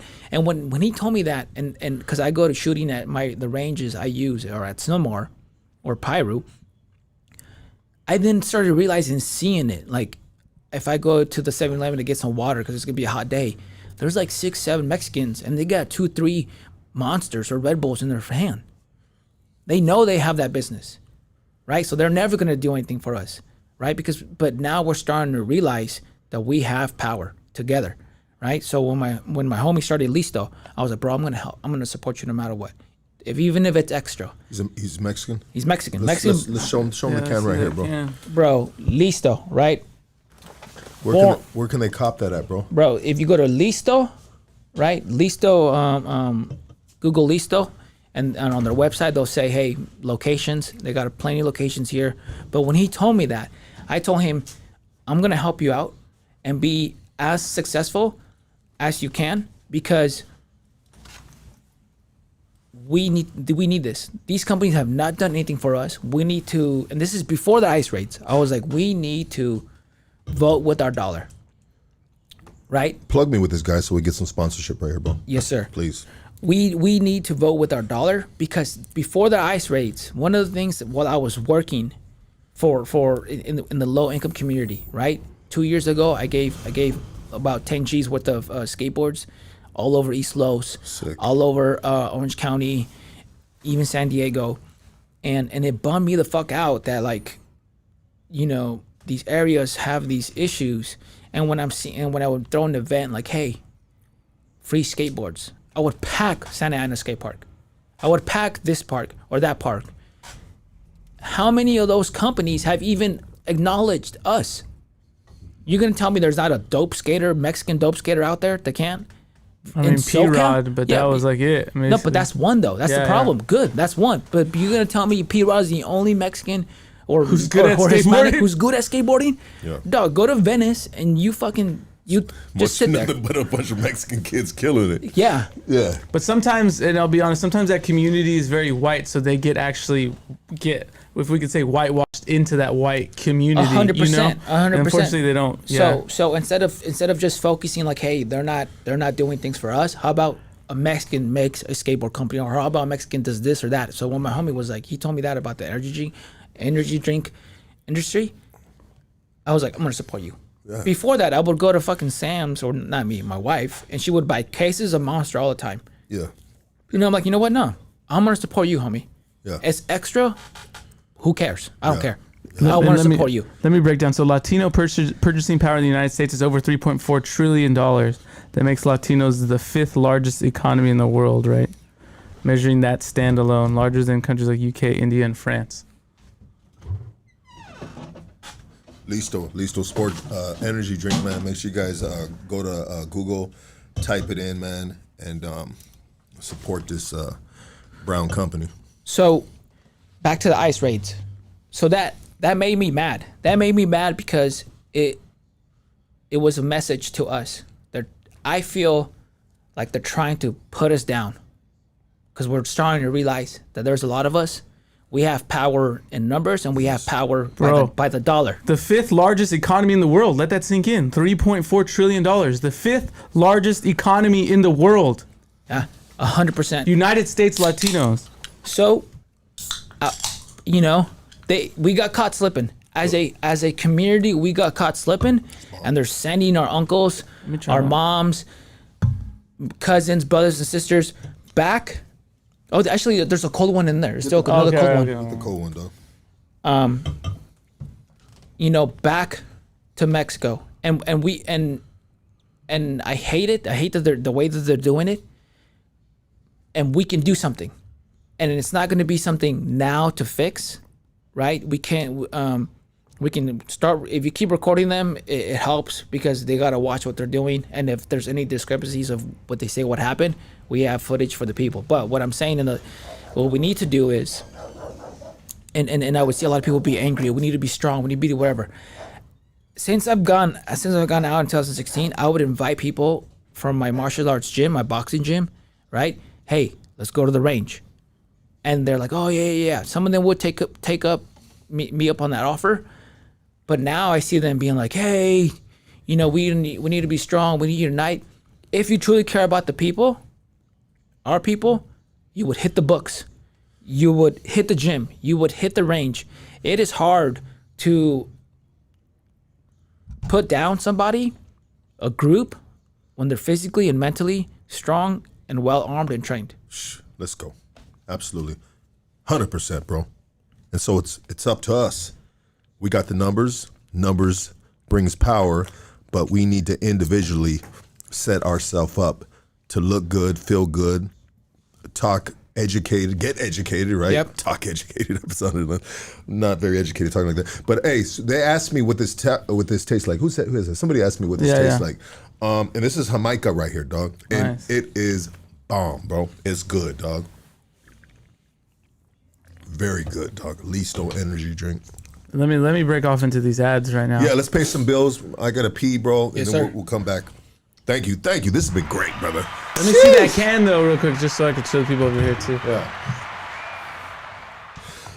All right, guys, right here. Damn, it's cool. It has like the Aztec calendar on it. Listo has the gallo as one of the icons. Jamaica flavor. Sweet hibiscus. Fill your ambition. Natural sugar, pure energy, no artificial sweeteners, focus enhancing, no artificial flavors. That's great. And their website is listobeverages.com, right? Everybody, listobeverages.com. Damn. Let me waterfall some of this. Good. That's great. All right, let's get into these ads, guys. All right. I want you guys to go to shockaware.com. Because it's more than streetwear. It's a culture of lifestyle, individuality, of self-expression through clothes. Go to shockaware.com and use code HOODSTOCKS15. That's HOODSTOCKS15, all right? Looking for some good quality cannabis? Killer quality cannabis. Hit up the folks at Killakush. They specialize in everything from bringing you from the OG to exotic. Let me tell you, they got it all, baby. So hit them up at killakushcali@gmail.com. Or hit up Drip Fits Apparel in the city of Whittier for the latest Killakush merch and Hoodstocks merch, right? It's located at 13800 Leffingwell Road, Whittier, California, all right? Blue Magic Honey. Let me tell you, made with real blueberry extract. This is it. These are the packs right here. These are the packs. I'm telling you guys, it works. I smacked one the other day. Royalty Honey. Check them out on Instagram. It's at Real Honey Packs. It'll make it harder than it's ever been in a while. And if you think you don't need it, it's going to give you that extra on those special nights with your lady, all right? So hit them up on Instagram at Real Honey Packs, all right? They got the new flavor. Try this blueberry flavor. It's fire. LA Peptides has all your weight loss needs, including Ozempic, Mounjaro, and they also got their own proprietary pen. And I heard they also got TRT, so please, it comes with a money-back guarantee. Tap in with Ozempic Vince to answer all your questions. That's 714-269-1900. And the Ozempic and Mounjaro come back with a money-back guarantee, all right? So hit Ozempic Vince at 714-269-1900. We're calling all bakers and chefs. Upgrade your kitchen with Origin bakery and restaurant equipment. Top quality ovens, mixers, and more at unbeatable prices. Let me tell you, it's perfect for your next culinary creation. All right, visit Origin today in the city of South El Monte or check them out online. Origin Bakery Equipment. That's 626-579-3580. All right, it's that simple. Shout out to D. Leo the jeweler. All right, call him or text him right now. Buy, sell, trade, any gold. 323-899-0001. And on Instagram, it's d.leo the jeweler. I'm telling you, his Instagram's sick. He's showing you everything it takes to run a jewelry business in downtown LA. All right, the Piping Company, plumbing, piping, and service. You can reach them at 714-468-2828. The Piping Co. on Instagram, all right? So get them pipes cleared, man. Let them shits roll, baby. All right, let me go. Criminal defense attorney Doug Sherrod. That's KingKongLawyer.com. I'm telling you, KingKongLawyer.com. Lucky's going to need Doug Sherrod to help him with this fender bender situation. So Lucky's definitely going to be calling it. Wait, have I shared that story with you guys yet? Well, if he hasn't, let me tell you, Lucky, there was this woman driving and she stopped in the middle of the street and then he freaking may or may not have actually rear-ended her. And you know, I mean, pray for that woman's soul, but a gorilla probably came and she was taking aloof, right, Lucky? And hopefully she doesn't have any psychological damage from that. Bro, yeah, can you imagine, bro? I mean, she's like, yeah, that'd be crazy, huh? He got off and he was so aggressive and, you know. Anyways, maybe we'll get an accident attorney as the next sponsor of this podcast. But yo, shout out to Lux Tattoos. That's LUXX. I believe it's _tattoos on Instagram. If you need that ink, hit up Lux Tattoos. Let's get back to the show. Yeah, and here, I'm going to give you a couple of honey packs. I don't know if it's something you'd be interested in using, brother. You know what I mean? I don't know if you ever seen the Energizer Bunny commercial. Yeah. Yeah, so that's supposed to get you going like the Energizer Bunny right there. That's a new sponsor of ours, bro. Royalty Honey. That's the blue magic honey. Wow, this has been very, very good, and I knew it was going to be good, brother. And I just once again thank you for making the time to come through here. So I was watching. I guess we'll pivot a little right here. Well, you know what? I wanted to ask you this before we pivot to this other topic. I wanted to ask. You said 19 years old. You were in Iraq. Yeah.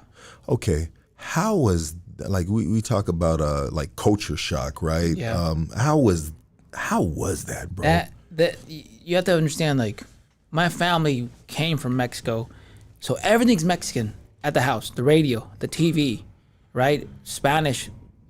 Spanish was my first language, or at least I learned some English right away, but that's what I understood the most, right? So when I get, I remember we were in Iraq and we were strikers, and we're rolling through, the city, and you have this ability where you attach one of the headphones to the speakers, and then now everybody in the vehicle can hear it, and we're listening, and I was like, oh man, like, yo, bro, this is dope. Like, who's this? Is this a new band? And then they're like, it's Pink Floyd, and I was like, who are they? And they're like, get the fuck out of here. And then they're like, you don't know who Pink Floyd is? Yeah. I was like, nah. And then the Nirvana song came on. I was like, hey, who's that? They're like, Nirvana. And they were like, and then they played Metallica. They're like, oh, do you know them? I was like, yeah, I know Metallica. But it's so many things. And then that's when they found out, and that's how I found out. I didn't know a lot about, American things. Like, they made a list of like, have you seen The Godfather? I was like, no. They're like, have you seen this movie or that movie? And I was like, no. So you're realizing how Mexican you really are, even though you live in California and you were born in California. Yeah. Yeah. And so it was a hardcore culture shock, man, because, and then I'm hearing about how they grew up. Like, for example, I have, and this, I want to change it in our community. For some people, a firearm, for them, that's how they got food. They're like, hey, we would hunt all the time, and that's the only meat we would eat is if we went to go hunt. So a firearm to them is a way to eat. Yeah. Or they're like, if we went bow hunting or whatever, we would have a firearm just in case bears or mountain lions or whatever. Yeah. But for us, in the cities, Chicanos were we think of firearm, only bad people have firearms. Only cops have firearms. No, a firearm is just a tool. And I want our community to be more armed and trained. So hearing them that like, hey man, yeah, like firearms for me it was just like, it was something we used to eat. I was like, bro, that's crazy, because where I'm from, that's not really how it went down. Yeah, those are used for other things, good and bad. Yeah. Yeah, unfortunately, it is what it is. But my question was really, bro, is adapting to the climate of Iraq, the surroundings of that culture. Oh, bro, not your brothers that you're working with. Oh, that I would describe like going to another planet. There's no name brands or anything you associate with how they dress, the smells, their houses, even the vehicles. Like everything is different. You're like, bro, where am I, dog? Like when you go, the United States is a really big place. If you go to the Pacific Northwest and then you go to like Miami and then you go to like the Bronx in New York, each one might as well be its own country. Okay. Of how different the culture is and how they speak. Yeah. But then when you go to a new country, especially something like that, Iraq. Yeah. it's like going to a whole nother planet. And I've dealt with a little anxiety through my life, and the first thing that comes to mind if I jumped off a plane and now I'm in Iraq, when a soldier, when a military personnel was put into these places, there's no turning back. You can't just be like, oh fuck this, I need to get the fuck out of here. Yeah. You have to adapt. 100%. You have to fucking lace your boots up, be a big boy, and adapt to this new alien environment in a sense, right? 100%.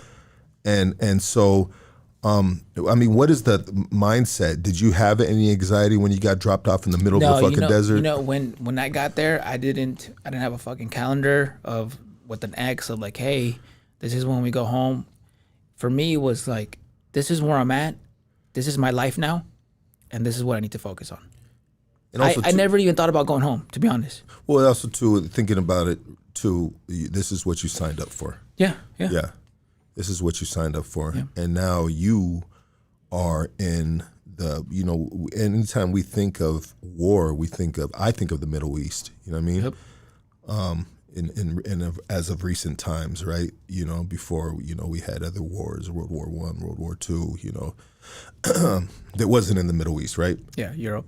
Yeah, Europe. Excuse me, sir. And so, yeah, man, that's just, is it true that Iraqis don't use toilet paper? Bro, no. So they wash with their hands, right? So they scrape with their hand and then they wash their hands and. So they wipe their ass with their hands? Yeah, and then some of them would use toilet paper, but they would still like sit like squat over the toilet. Yeah. So if our counterforce was working with us and they're on the same base, you would see like boot prints on the toilet seat. Oh, so they wouldn't sit on the toilet. Yeah. They'd squat over the toilet. Yeah. Because they're used to squatting over something. Yeah. Yeah. And so no one had taught them how to properly use a toilet. Yeah. Which is a Western thing. Yeah. So some places there wasn't American toilets and it would just be a hole and then there'd be like a hose. Yeah. And you just squat over it and then use the hose to clean. Hose your booty off? Yeah. Yeah. And so, yeah, we had a couple of military dudes that said they would never shake the Iraqis' hands. Bro. It's... Because you know what's going on. So you don't want to. Like, that's not dirt underneath their fingernails. Yeah. Fuck. I don't know why I always bring that up every time. Every time. How many hands did you shake out there?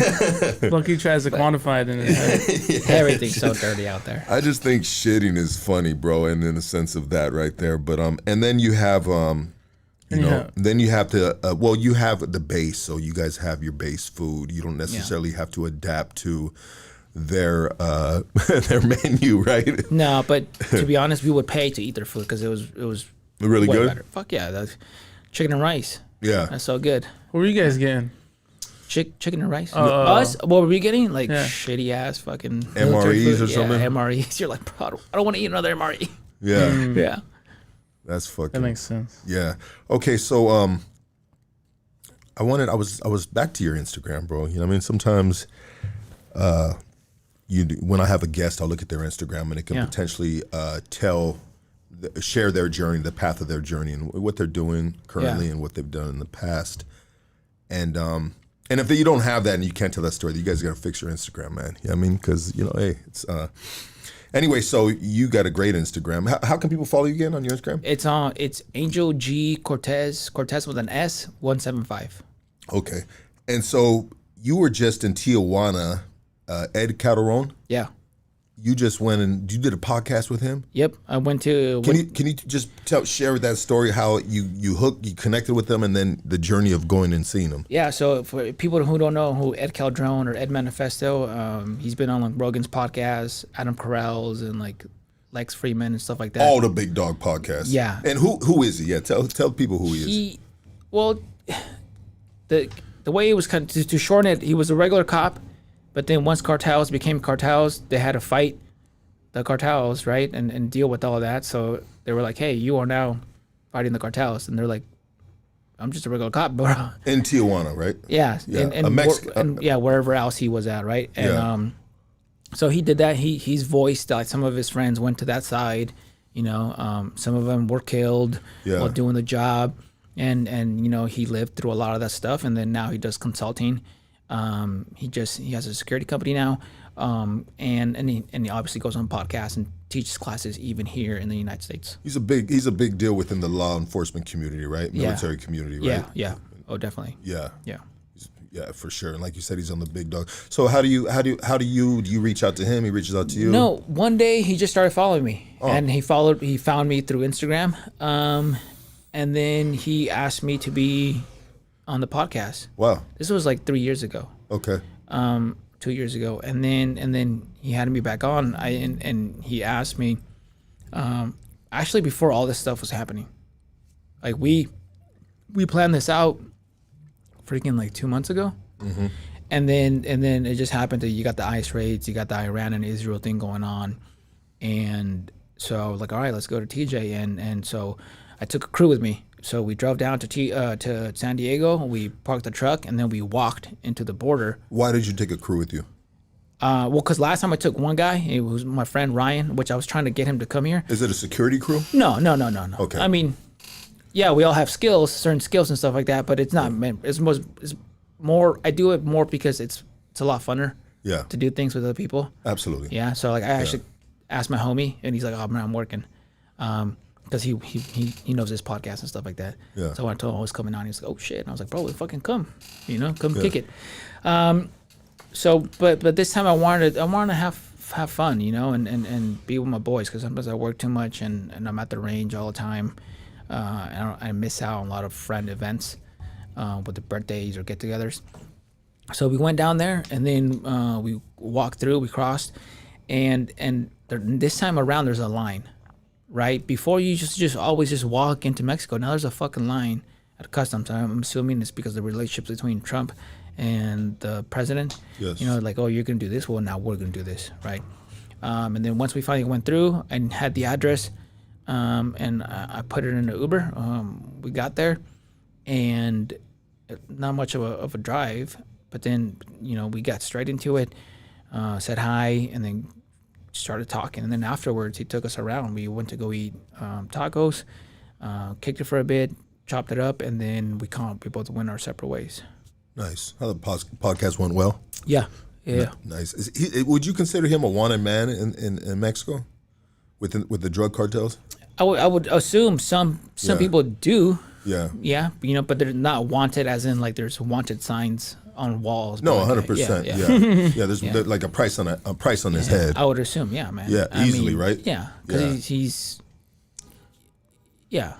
So when you guys were moving out there, just out of curiosity, bro, you're moving very methodically with him. Is he militant the way he moves out there? You can tell. Just he's always looking, just like us. Yeah, for right? sure. Like, hey, where are you sitting? Where's the exits?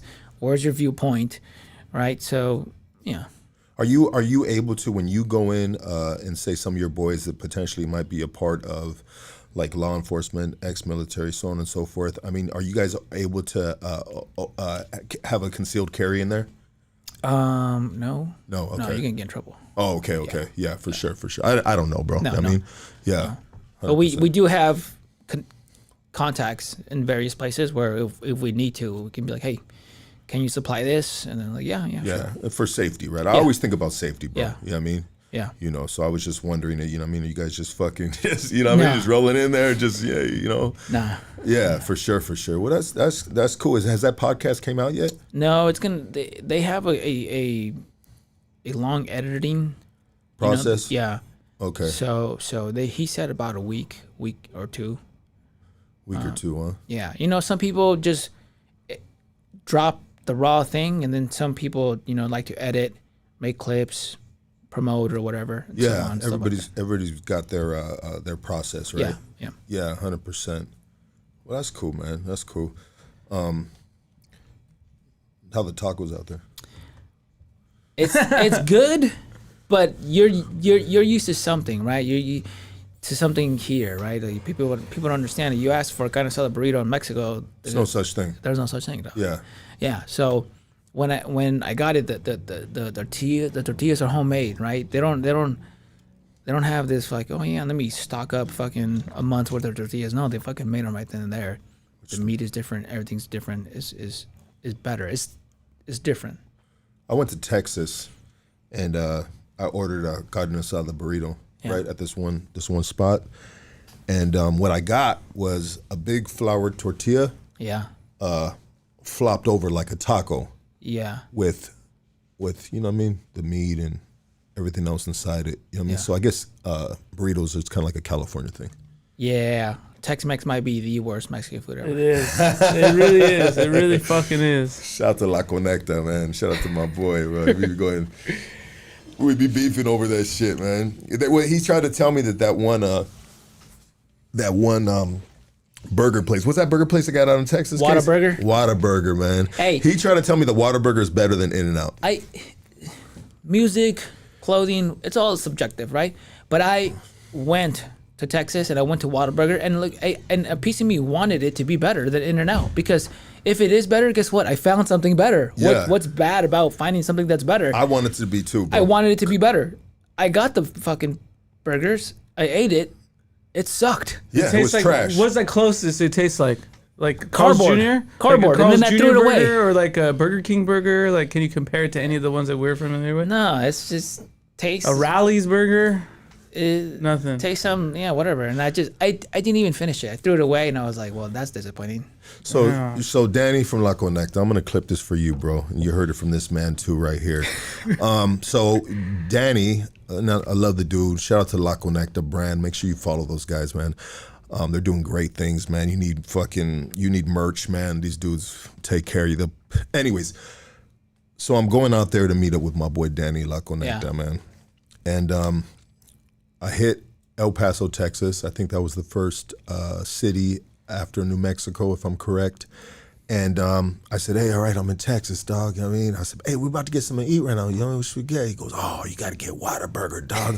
Whataburger. You know what I mean? I was like, yeah, if it shit's bomb, it's a good burger. Oh, best burger you're going to ever have in your life. And so I'm with my girl and I'm with my kids. So, my kids like burgers. You know what I mean? All kids like burgers. Yeah. And I said, all right, well, this is better than trying to hit a hole-in-the-wall Mexican spot and not know if you're going to get good Mexican food or not. Yep. You know what I mean? You can't really fuck up a burger. You know what I mean? At least I didn't think you could fuck up a burger until I went to Whataburger.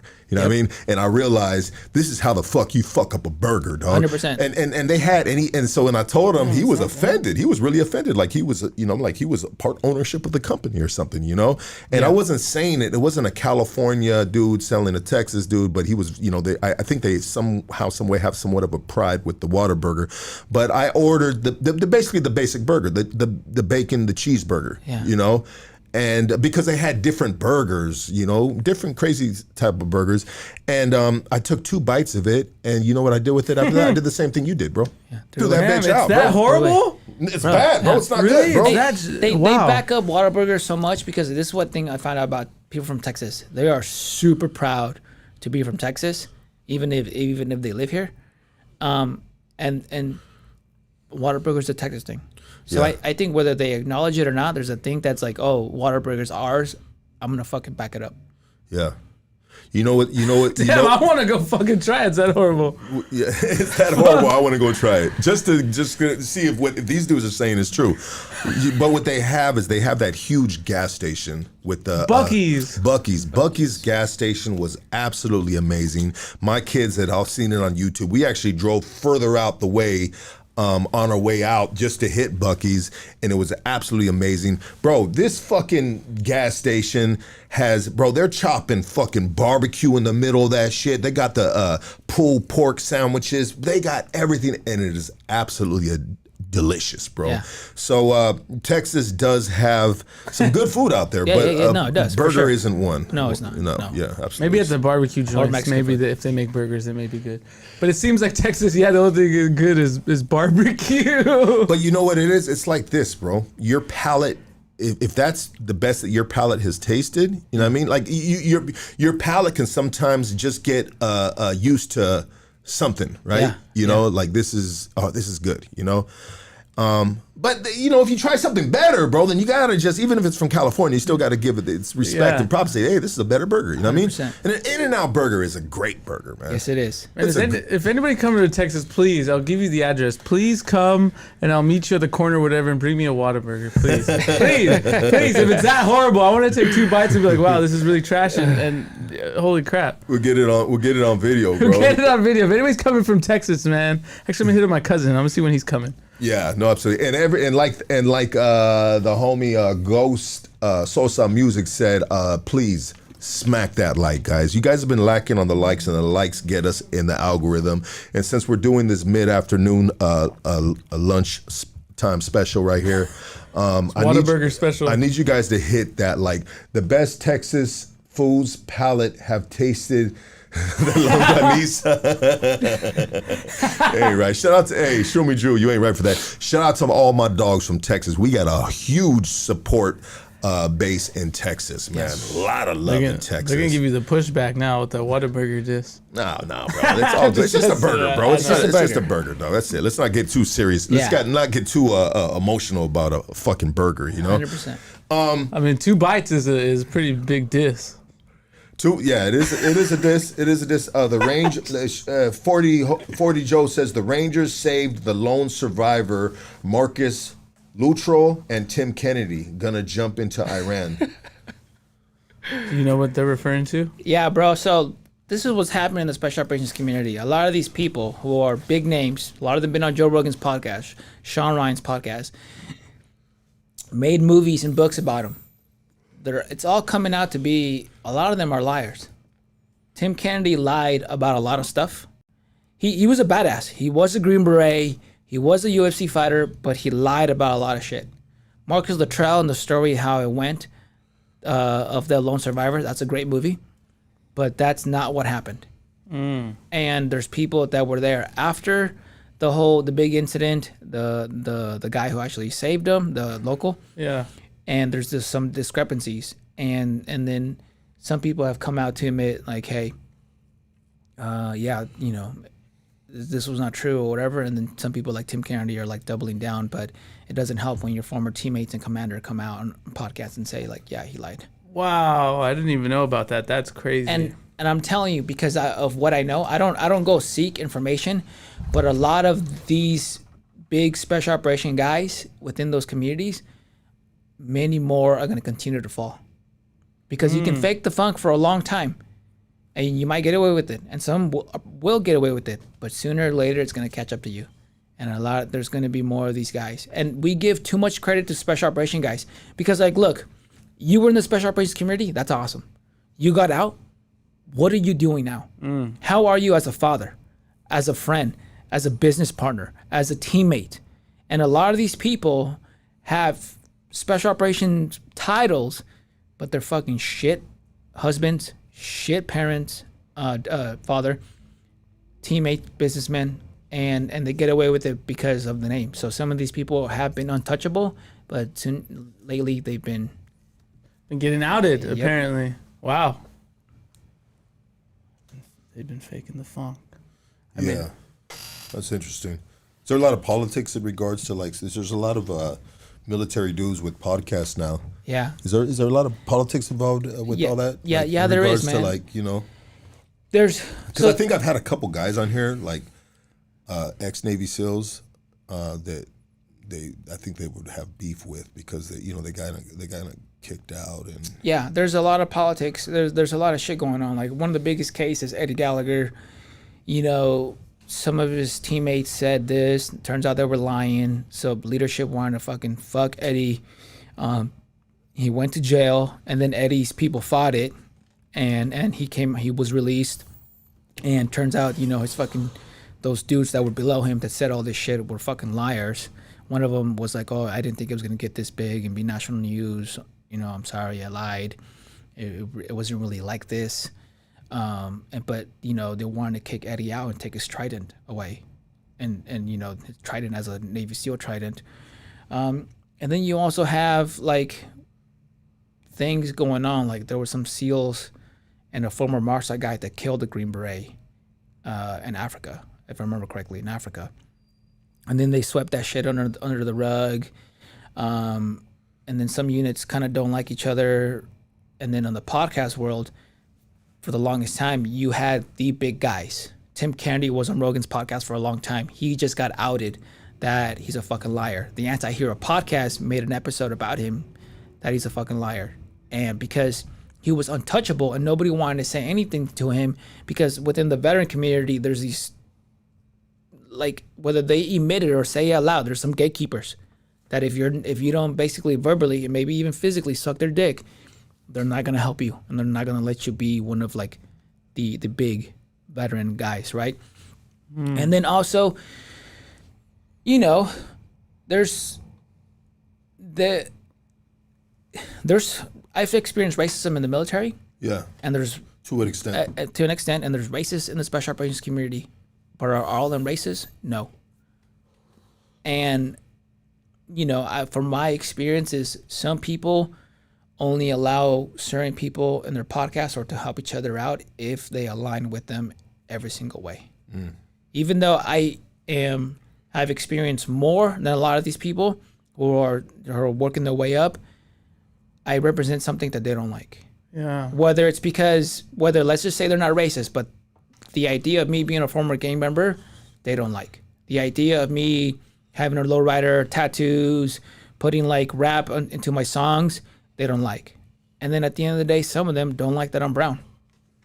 So I'm welcomed in that world, but I'm not that welcomed in that world. How does that feel when you served for your country, man? You fought alongside of these dudes. I mean, when you're fighting alongside of these dudes that are racist, does that ever come in effect when there's gunfire and everything like that? You know what I mean? There is and doesn't, but this is why I say like I like a lot of us. You'll hear veterans or active duty guys say like we like war because it's simple. Because I fought along Muslims, Christians, atheists, people with degrees, without degrees, people who grew up poor, people who grew up rich. We didn't give a fuck about any of that because when the bullets start flying, we just cared. Can you do your job? You can do your job. Awesome. You're one of us. And I remember one day when I was in the military, some dude was like, "Hey man, for a Mexican, you're not that bad." And after a while, like a year passed by, his dad had died. He found his dad dead and he was going through some shit. And he comes up to me one day and he goes, "Hey man, you know how I would tell you like for a Mexican, you're not that bad?" I wasn't joking. And I was like, "Yeah, after a while, I figured, Yeah. And he's like, "But it's because my dad told me that all Mexicans do is come and rape this country and take advantage of it." Even though it was the other way around. He goes, "You're the hardest worker. You're the hardest worker I know."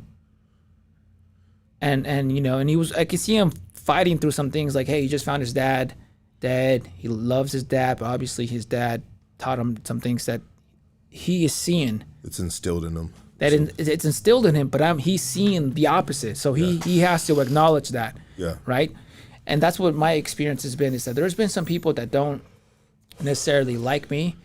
And it's probably because, like, let's face it, we've been around enough times where you kind of get when someone doesn't like you for you, and someone doesn't like you and they don't want to associate with you because how you look.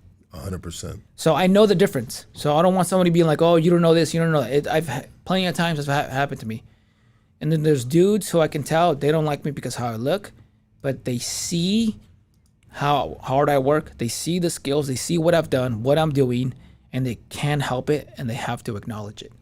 And then some of them look around. Look, they turn their head. They don't want to see it because I represent something they hate.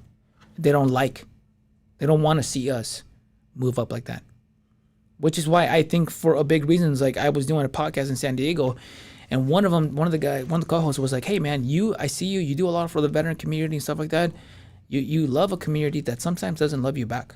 And I knew exactly what he was saying, because even though he was a civilian, people don't understand this, but a lot of civilians understand what's going on in the military 2A world, because there's enough podcasts that people watch and listen to and stuff like that, and Instagram, social media, and all this and that they get the idea. And then when they see somebody like me and they're like, hey, how come you're not moving up there? Like, you are just as experienced, if not more, than some of these guys. Yeah. And for the longest time, I would make excuses. And the reality is well, I'm, how do they say it? A God-loving Christian good boy. Right? Yeah. I'm not one of them. You're not a good old boy. Good old boy, yeah. Yeah. So it does bug me, but the vast majority are not like that. So I like to focus on that. Well, shit, we love you and we idolize you here, brother.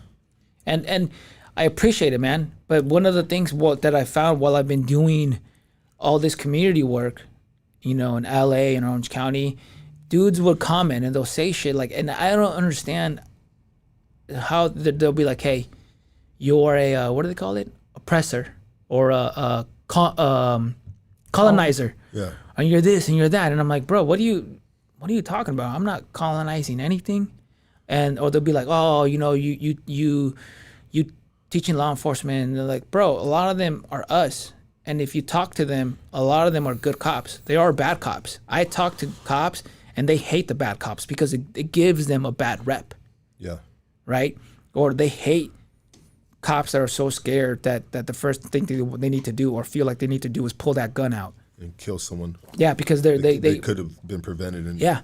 But they're fucking scared because they're not trained. And they're not trained because they don't have the budget, because our politicians refuse to give them the amount of money and time to train up. So these people are not in stressful situations for the first time, So, or they'll be like, oh, you're a sellout. And then it's like, bro, do you have any idea how much money I leave on the table by leaving the gang member part?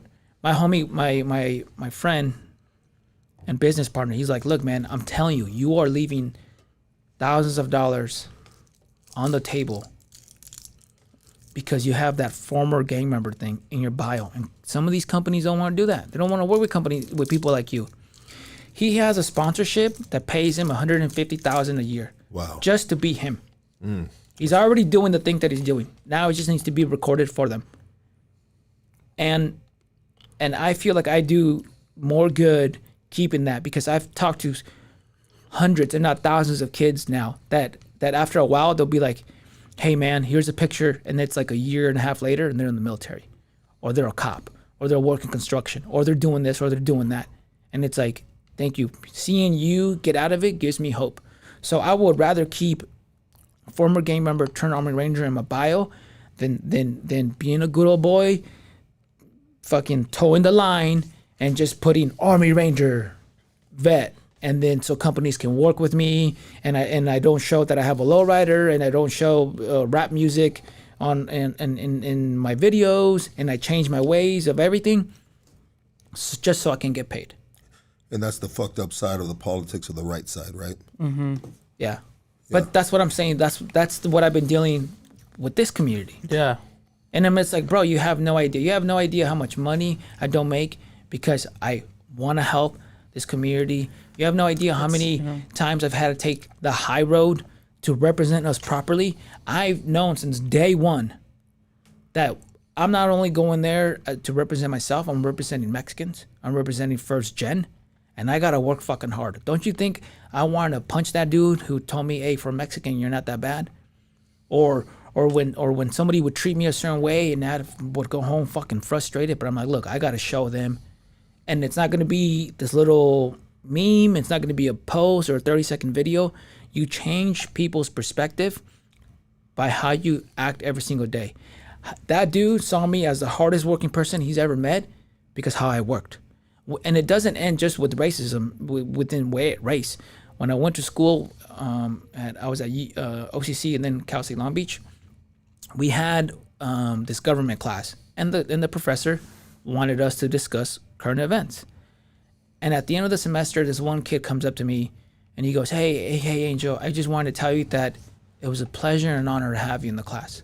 When we were all introducing ourselves and you voiced that you were a veteran, I immediately wanted to dismiss you because I thought you were going to act a certain way. I thought you were going to be a certain way. And every time we had discussions, everything that you talked and brought up was based on experience and not emotion. And I learned a lot. Thank you. And I remember being like, bro, I didn't even know you didn't like me. Like, I had no idea that you didn't like me. How did I change that dude's perspective of veterans? How I was every single day in that class. So when people are like, oh, you're a colonizer, you're a seller, you're whatever, I've been doing this since 2016.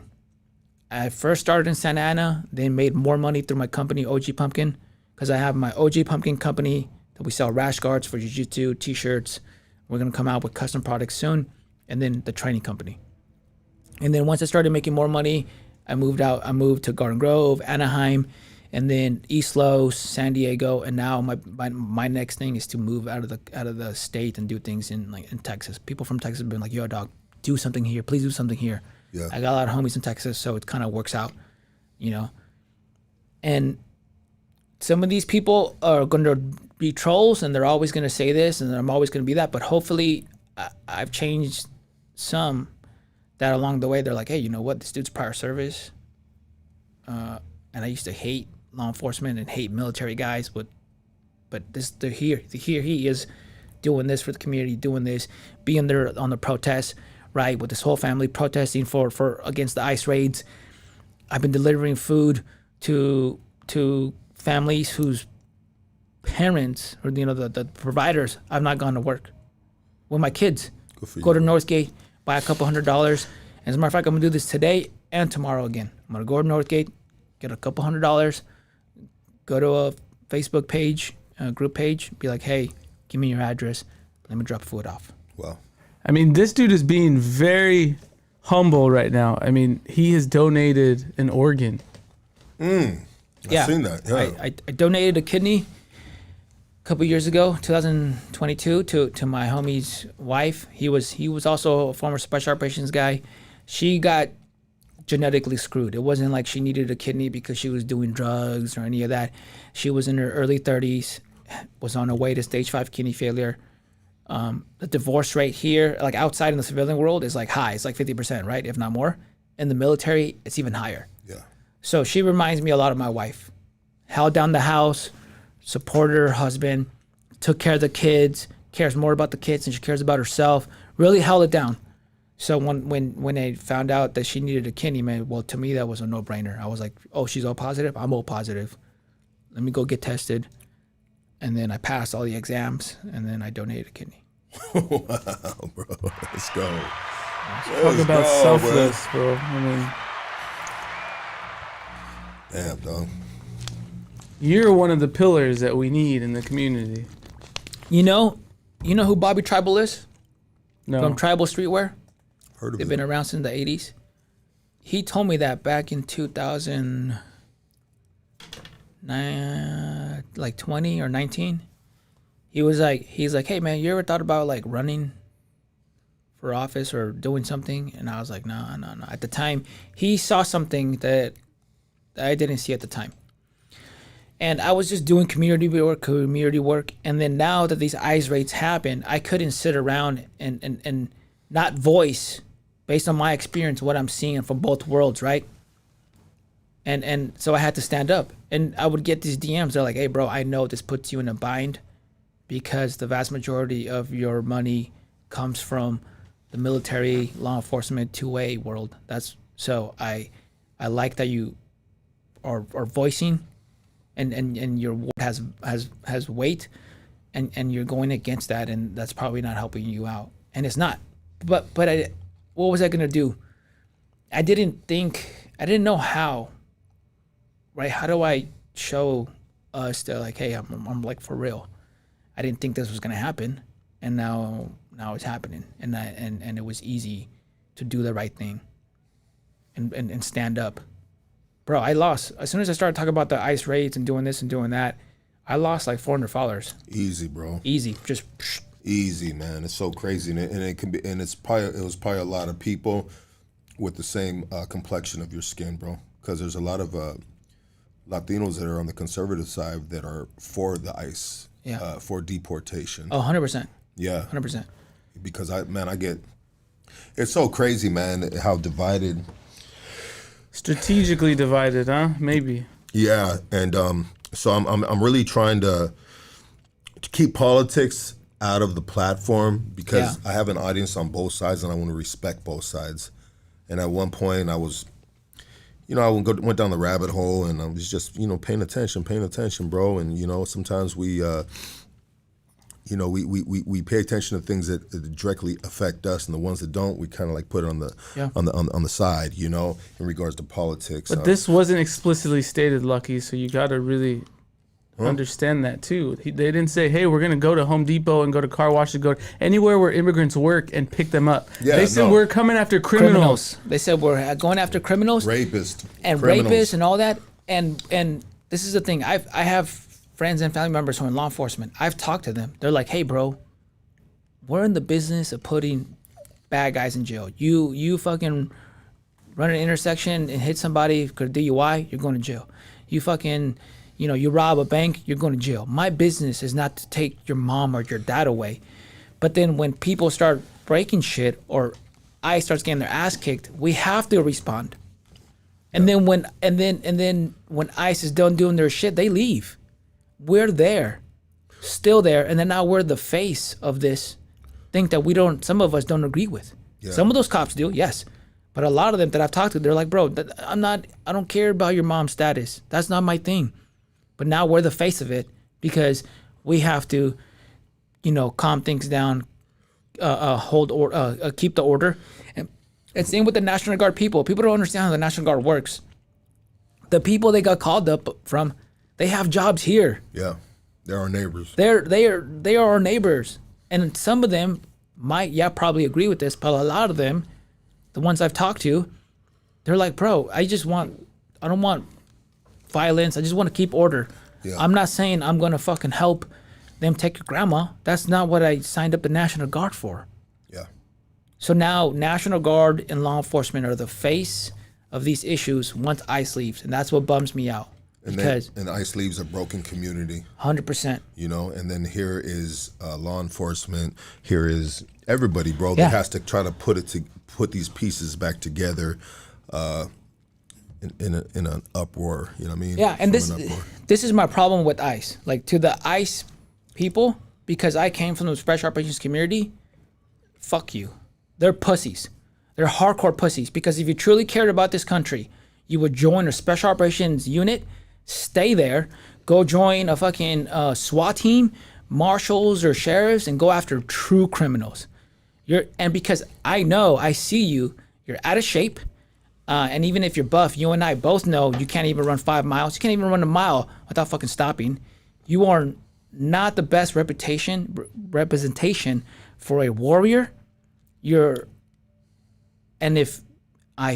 know I'm gonna run into some of them sooner or later. Well, fucking when we meet and it's in a training environment or whatever, I'm gonna make you pay. And it's gonna happen sooner or later. I know it because I've trained and ran into so many people. And some of these dudes don't want to be there and don't want to do that. They want to go after the bad guys. I understand that.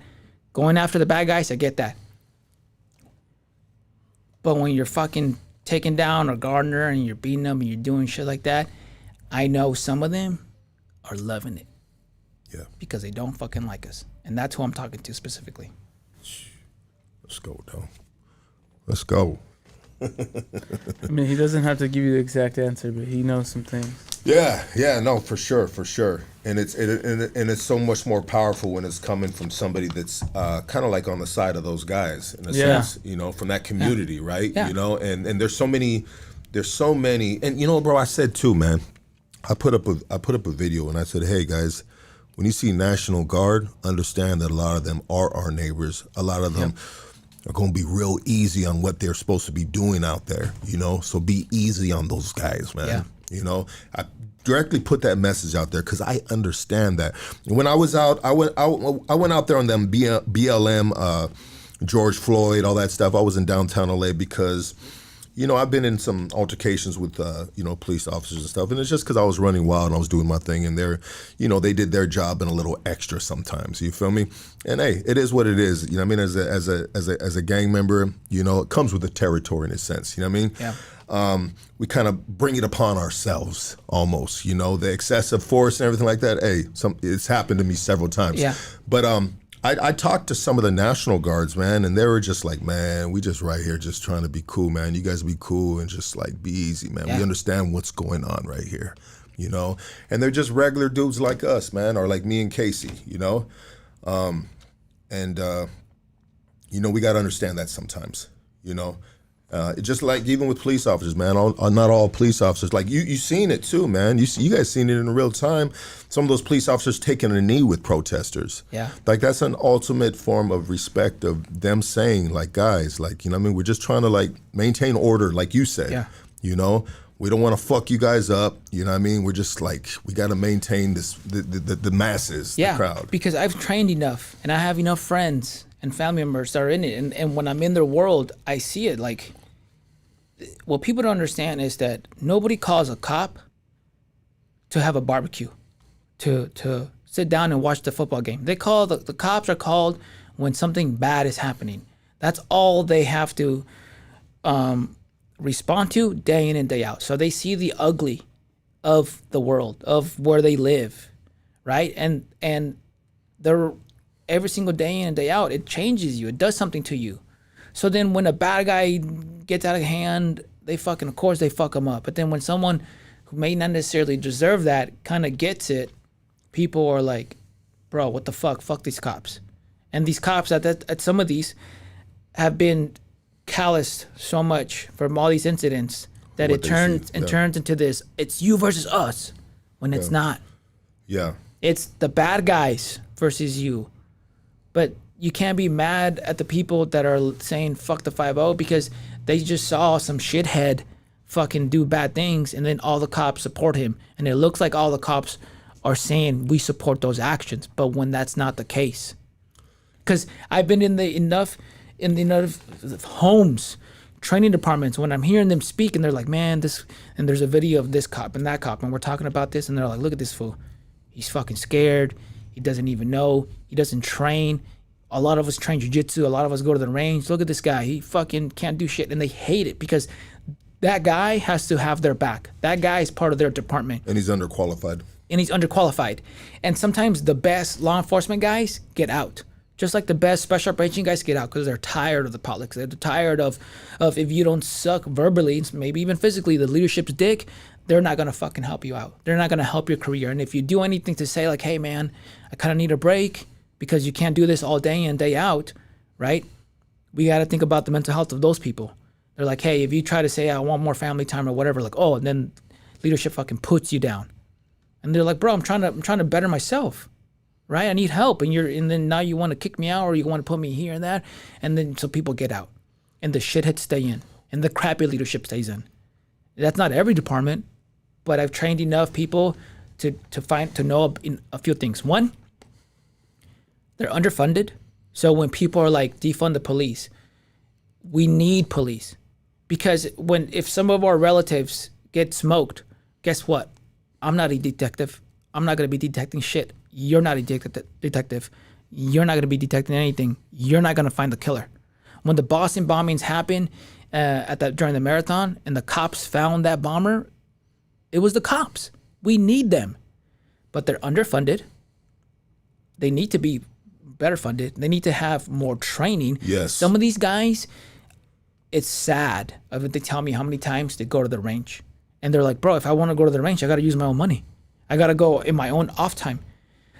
Martial arts training, it is proven when a department overall has more guys who train martial arts, they can subdue somebody, so then the incidents fall down, like the injury incident reports of the officer of excessive force and lethal force goes down because they're trained. Because this isn't the first time that they're in such a stressful situation. They're like, bro, I'm at the range all the time.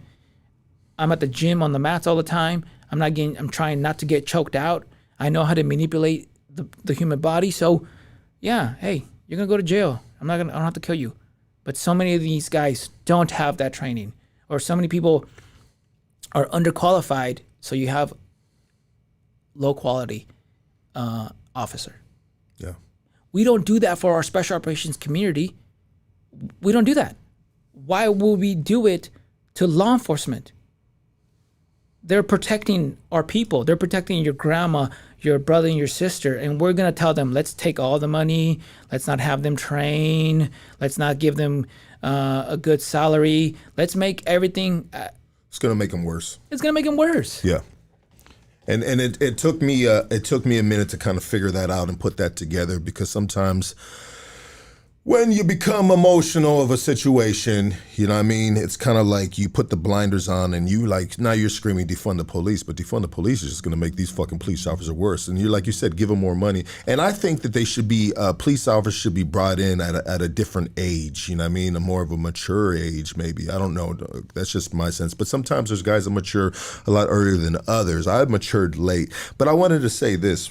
What firefighters, what EMT, what police officers see on a daily is probably horrendous scenes. Yeah. You know, I think that if you get caught drunk driving, not only should you pay your fine and all that other shit, but maybe you should go on a ride along with, maybe the fire department, maybe EMT, something to see what happens, these scenes that we don't see graphically, you know what I mean, of drunk drivers, of these crazy accidents, someone dead in a car, someone flown out the front windshield, you know what I mean, someone that was walking the street and the drunk driver hit him, and now we have, you feel me?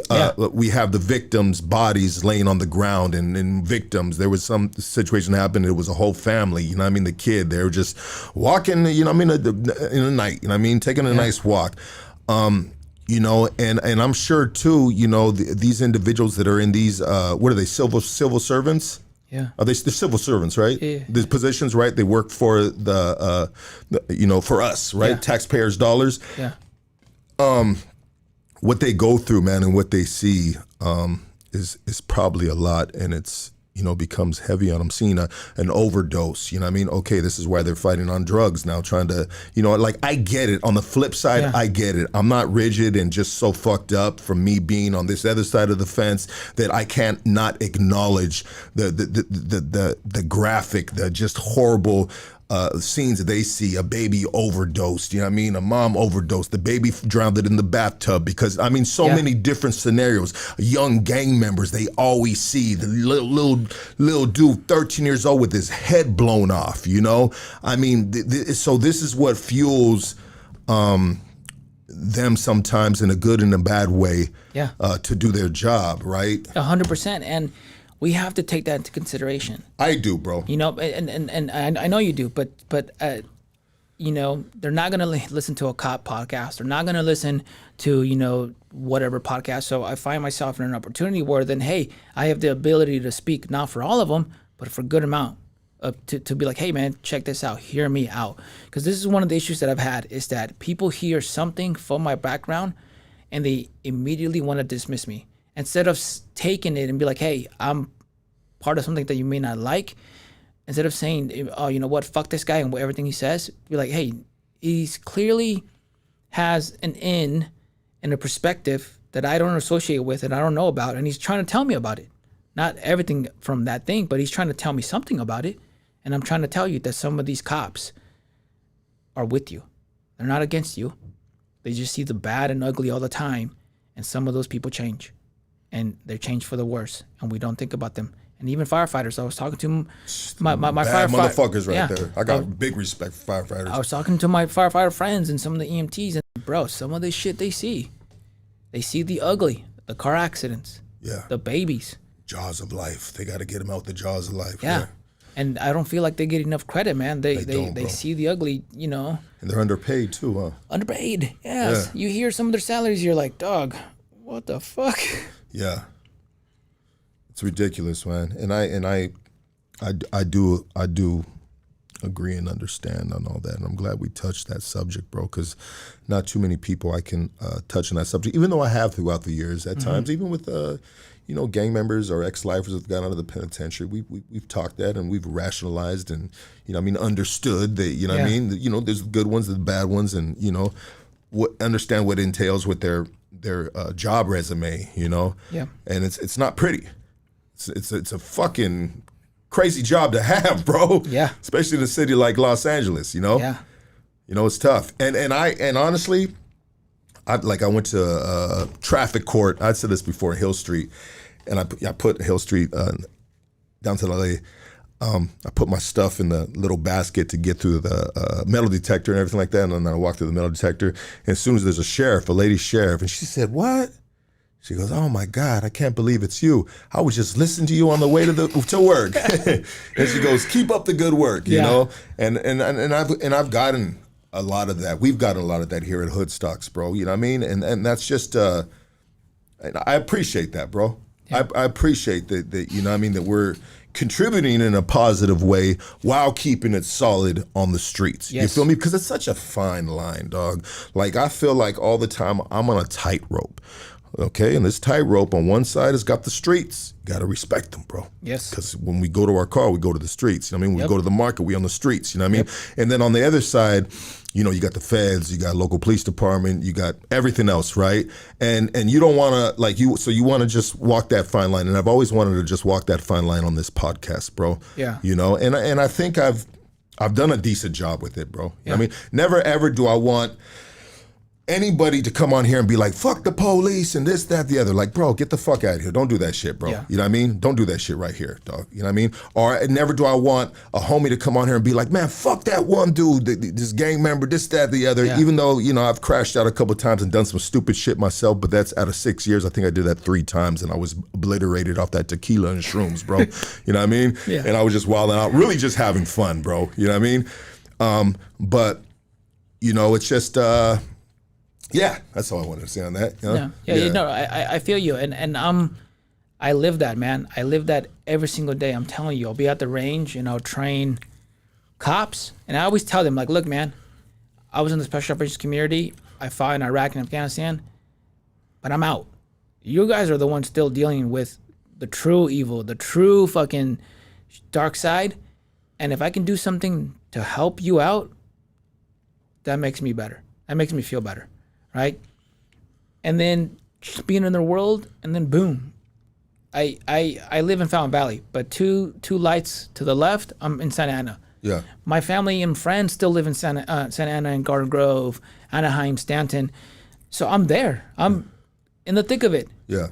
So, I'm in both worlds. I walk the line just like that. And what I can say is that both sides have more in common than they think. Because at my OG Pumpkin event, I've literally had FBI, SWAT teams, Green Berets, former gang members, some people that are not so law-abiding, skaters, martial artists, and I've seen them eat tacos together, be at the range together, watch the UFC fights together, so we can live together. Yeah. I've seen it. But then we get into our own worlds, and now each side, I hate to say it, likes to bring up certain things about the other side when it's convenient. Yeah. And I'm like, look, are we gonna play this game, or are we gonna fucking hold ourselves to a standard? Hold ourselves accountable to the things we accomplish and fail to accomplish. Because if not, then what are we doing here? Because I don't have any yes men around me. I have friends who, they tell me good job or whatever, But when I'm fucking up, I got friends who are like, "Hey, Angel, you're fucking up," and I appreciate that. Need that. So for the community, when I say something this and this, that, it comes from a good spot. It never comes from putting anybody down or picking this side or picking that side. It's like, hey, man, I'm trying to better both worlds and combine both. Yeah. And so what I like to reflect on kind of like my position, you know, my position in life is still representing the solid streets, bro. Like we don't have no snitches or any weird dudes like that come on here because it's kind of a street podcast, right? Yeah. You know what I mean? And who likes snitches? I mean, nobody likes snitches. Even when you're younger, you're like, yeah. I mean, anyways, unless that's your your job to do whatever, then you do what you do. But I try to represent on the solid side of the streets, you know, positivity, you know what I mean, entrepreneurship, you know what I mean, living your best life, getting an education, and you can still all do that. You can still do that. You can still be a street dude and stand on solid ground, stand on principles, stand on business, stand on taking care of your family, you know what I mean? Yeah. You know, and not have to have a good job, bro. You know what I mean? Start your own company. I mean, it's 2025, dog. This is not 1995 no more. This is, and I was on the streets in 1995 running amok, bro. You know what I mean? This is 2025 right here. And I just want to inspire my guys, you know what I mean? The homies, everybody, you know what I mean? Black, brown, yellow. All 100%. Colors, you know what I mean? If you're from that side of the trenches, you can raise up and you can still be a good dude from the streets. Yes. A solid dude that's doing solid things, man. You know what I mean? And that's gangster, dog. 100%. 100%. Yeah. You know, that's what when that's what people are like, hey, man, how do you manage both? How do you do that? And I'm like, look, man, some people aren't going to like it. Some people will. But I think at the end of the day, people are going to respect that you're still you.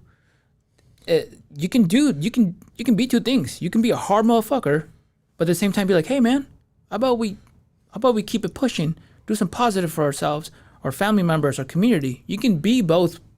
I don't feel like you have to choose. You know what I mean? I still once in a while talk to dudes that are still living that life. Yeah. You know, and never ever do I engage in any type of criminal conversations because that's not who I am, bro. Yeah. You know what I mean? If sometimes something might pop up and I'll kind of deflect it and navigate the conversation differently, bro. You know what I mean? Yeah. And so they, you know, they know and they respect it, bro, of my new mission in life, my new chapter in life. You know what I mean? You know, and that's just not what I do anymore, brother. You know what I mean? Yeah. And I'm not, you know, I don't condone it. But I do understand that sometimes there's guys that, you know, that I know for many, many moons, bro, many years. Some guys I still send money to prison, bro. You know, probably like once a month, bro, easily. You know what I mean? To guys in the penitentiary, you know? And it's not me to fund their whatever they might be doing. It's for me to put some fucking soups in their locker, so they can get some hygiene. Yeah. It's me still not forgetting my past and knowing how it is to be in that prison cell, bro. You feel me? And, you know, I have hope. I have hope for everybody, brother. Even those dudes that are still, you know, wilding out. Yeah. I have hope for them, bro.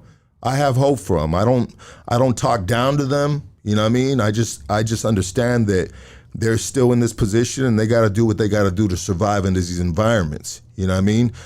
Do I condone or participate on any of that shit? Nah, bro. You know what I mean? Because I don't have to, and it's not what I'm doing, bro. You know what I mean? It's not that's not the old me anymore. You know what I mean? This is the new me, and this is how I function. And fortunately for me, bro, they respect it, bro. I believe they respect it. Yeah. You know what I mean? You know, as they should, man. They should, because you're doing something good. Because whether we say the youth, but shit, some of these adults need to see it and be like, hey, you know, you can change, right? Yeah. You know, you can do good. You know, you can change it around. You can flip it. It's not going to be easy, but you can flip it. So we all just live a better life. And I like how you said that earlier, because that's how I feel. Like, look, man, we have our differences here and there, with this group or that group or this or that. But I was like, look, man, at the end of the day, even though I do a lot of like violent things, like I train jiu-jitsu, I compete in jiu-jitsu, I train at Raw Talent Boxing in Santa Ana for boxing, classic fight team for my Muay Thai, and then CSD in Westminster for my jiu-jitsu, right? And I go to the range. But if you ask people around me, is this dude a violent person? They'd be like, no, he's the chillest, calmest guy. What did you say when I first got here? Oh, I don't remember exactly what I said. You're like, you're a you're mellow, like a zen. Yeah, you're like a zen out ranger. And I Yeah. was like, yeah, man, like I think we should all just strive to be as peaceful as possible and live a better life, and we deserve that. Yeah. Yeah. And with that said, man, I think this has been a great podcast, brother. Thank you so much. Thank you for having me on here, man. I've been thinking about it for a long time. I told you I sent you a message a while ago. I've been watching this, and when I got here, I was like, yo, man, can I take a video? And he's like, yeah, because I was like, bro, I'm fucking here, dog. I can't believe I'm fucking here, dude. Yeah, bro. This was good, bro. Yeah. This is like a feel good podcast. This is fruitful for myself and my mental and my it's like therapeutic having these conversations, bro, back and forth, man. This was really good, bro. Thank you, man. Yeah, Thank you. If I can ever do anything to help out, man, you let me know. Absolutely, dog. And likewise too, brother. Likewise. How can people support everything you're doing, brother? Please give all your plugs, doggy. So go to if you just Google OG Pumpkin, the website will come up. I'm gonna open up the shop soon. The Instagram is _OG_pumpkin. And what is it exactly? Tell us about that. So OG Pumpkin is I needed to fund the event because I was funding the event and my wife was pregnant with our third kid, and she goes like, look, man, we keep going negative to the account, or we keep barely making rent. I know these events mean a lot to you, but we gotta stop. So I was like, fuck, I gotta make more money. So I started a clothing company, and it went viral right away because at that point I was already helping a lot of people enter the special operations community and stuff like that. So I made 200 stickers, and within an hour, all 200 were gone. Nice. And I sent them anywhere there's a military base, which there's military bases all over the world. So there you are. I'm signing fucking, filling out envelopes to Germany, Italy, and stuff like that. So then, you know, I was just trying to fund the events. So I do that. That's where my passion is at. But my main source of income is a company I helped start. It's called Defense Strategist Group. We're all former special operation guys. We train people all over the world, literally. I'm also a public speaker through DSG. I've spoken in other countries. We train everybody from moms who are single and want to learn how to shoot a gun to military units. We have a training facility in LA. We do a lot of non-live fire training there. We also do martial arts training there. We also have John-Jacques Machado, who teaches gi there. John-Jacques Machado is the one who gave Joe Rogan his black belt. Nice. So he teaches there. So that's if you ever want, and we do private training. If you get a group of guys and we can do a 4-hour session or an 8-hour session, I would love to see more of our people from the community training. Maybe we can set something up and shoot like a vlog or something, bro. I would fucking love to. I would host you, and we can fund and supply everything. Obviously, there's a cost. Yeah, for sure. One time, somebody told me that you're more expensive than a Las Vegas escort, and I responded with, "Well, how much is your life worth? Because this is years of experience, and you're paying us for something." Yeah, you don't want no boo-boo person training you. Come on. So that's what I'm doing, man. Come out if you see me out there, man. Come out, come train, come to OG Pumpkin's events. As a matter of fact, we have an OG Pumpkin event. It's at the beach. We're gonna play volleyball, football, and Hunted Beach. Come out. Last year we had like 90 people there. We're trying to have more, and that's it, man. That's basically what I do. I'm fortunate enough that the things that I would do, even if I wasn't like if I worked a regular job. On my off time, I would be at the range. I would be on the mats. I've been training and competing in martial arts for a long time. Sick. So please, guys, come out, support. And even you don't even have to buy anything. If you just tell somebody the story, and the message will get to more people, the right people. So you'll see me. I'm always out there.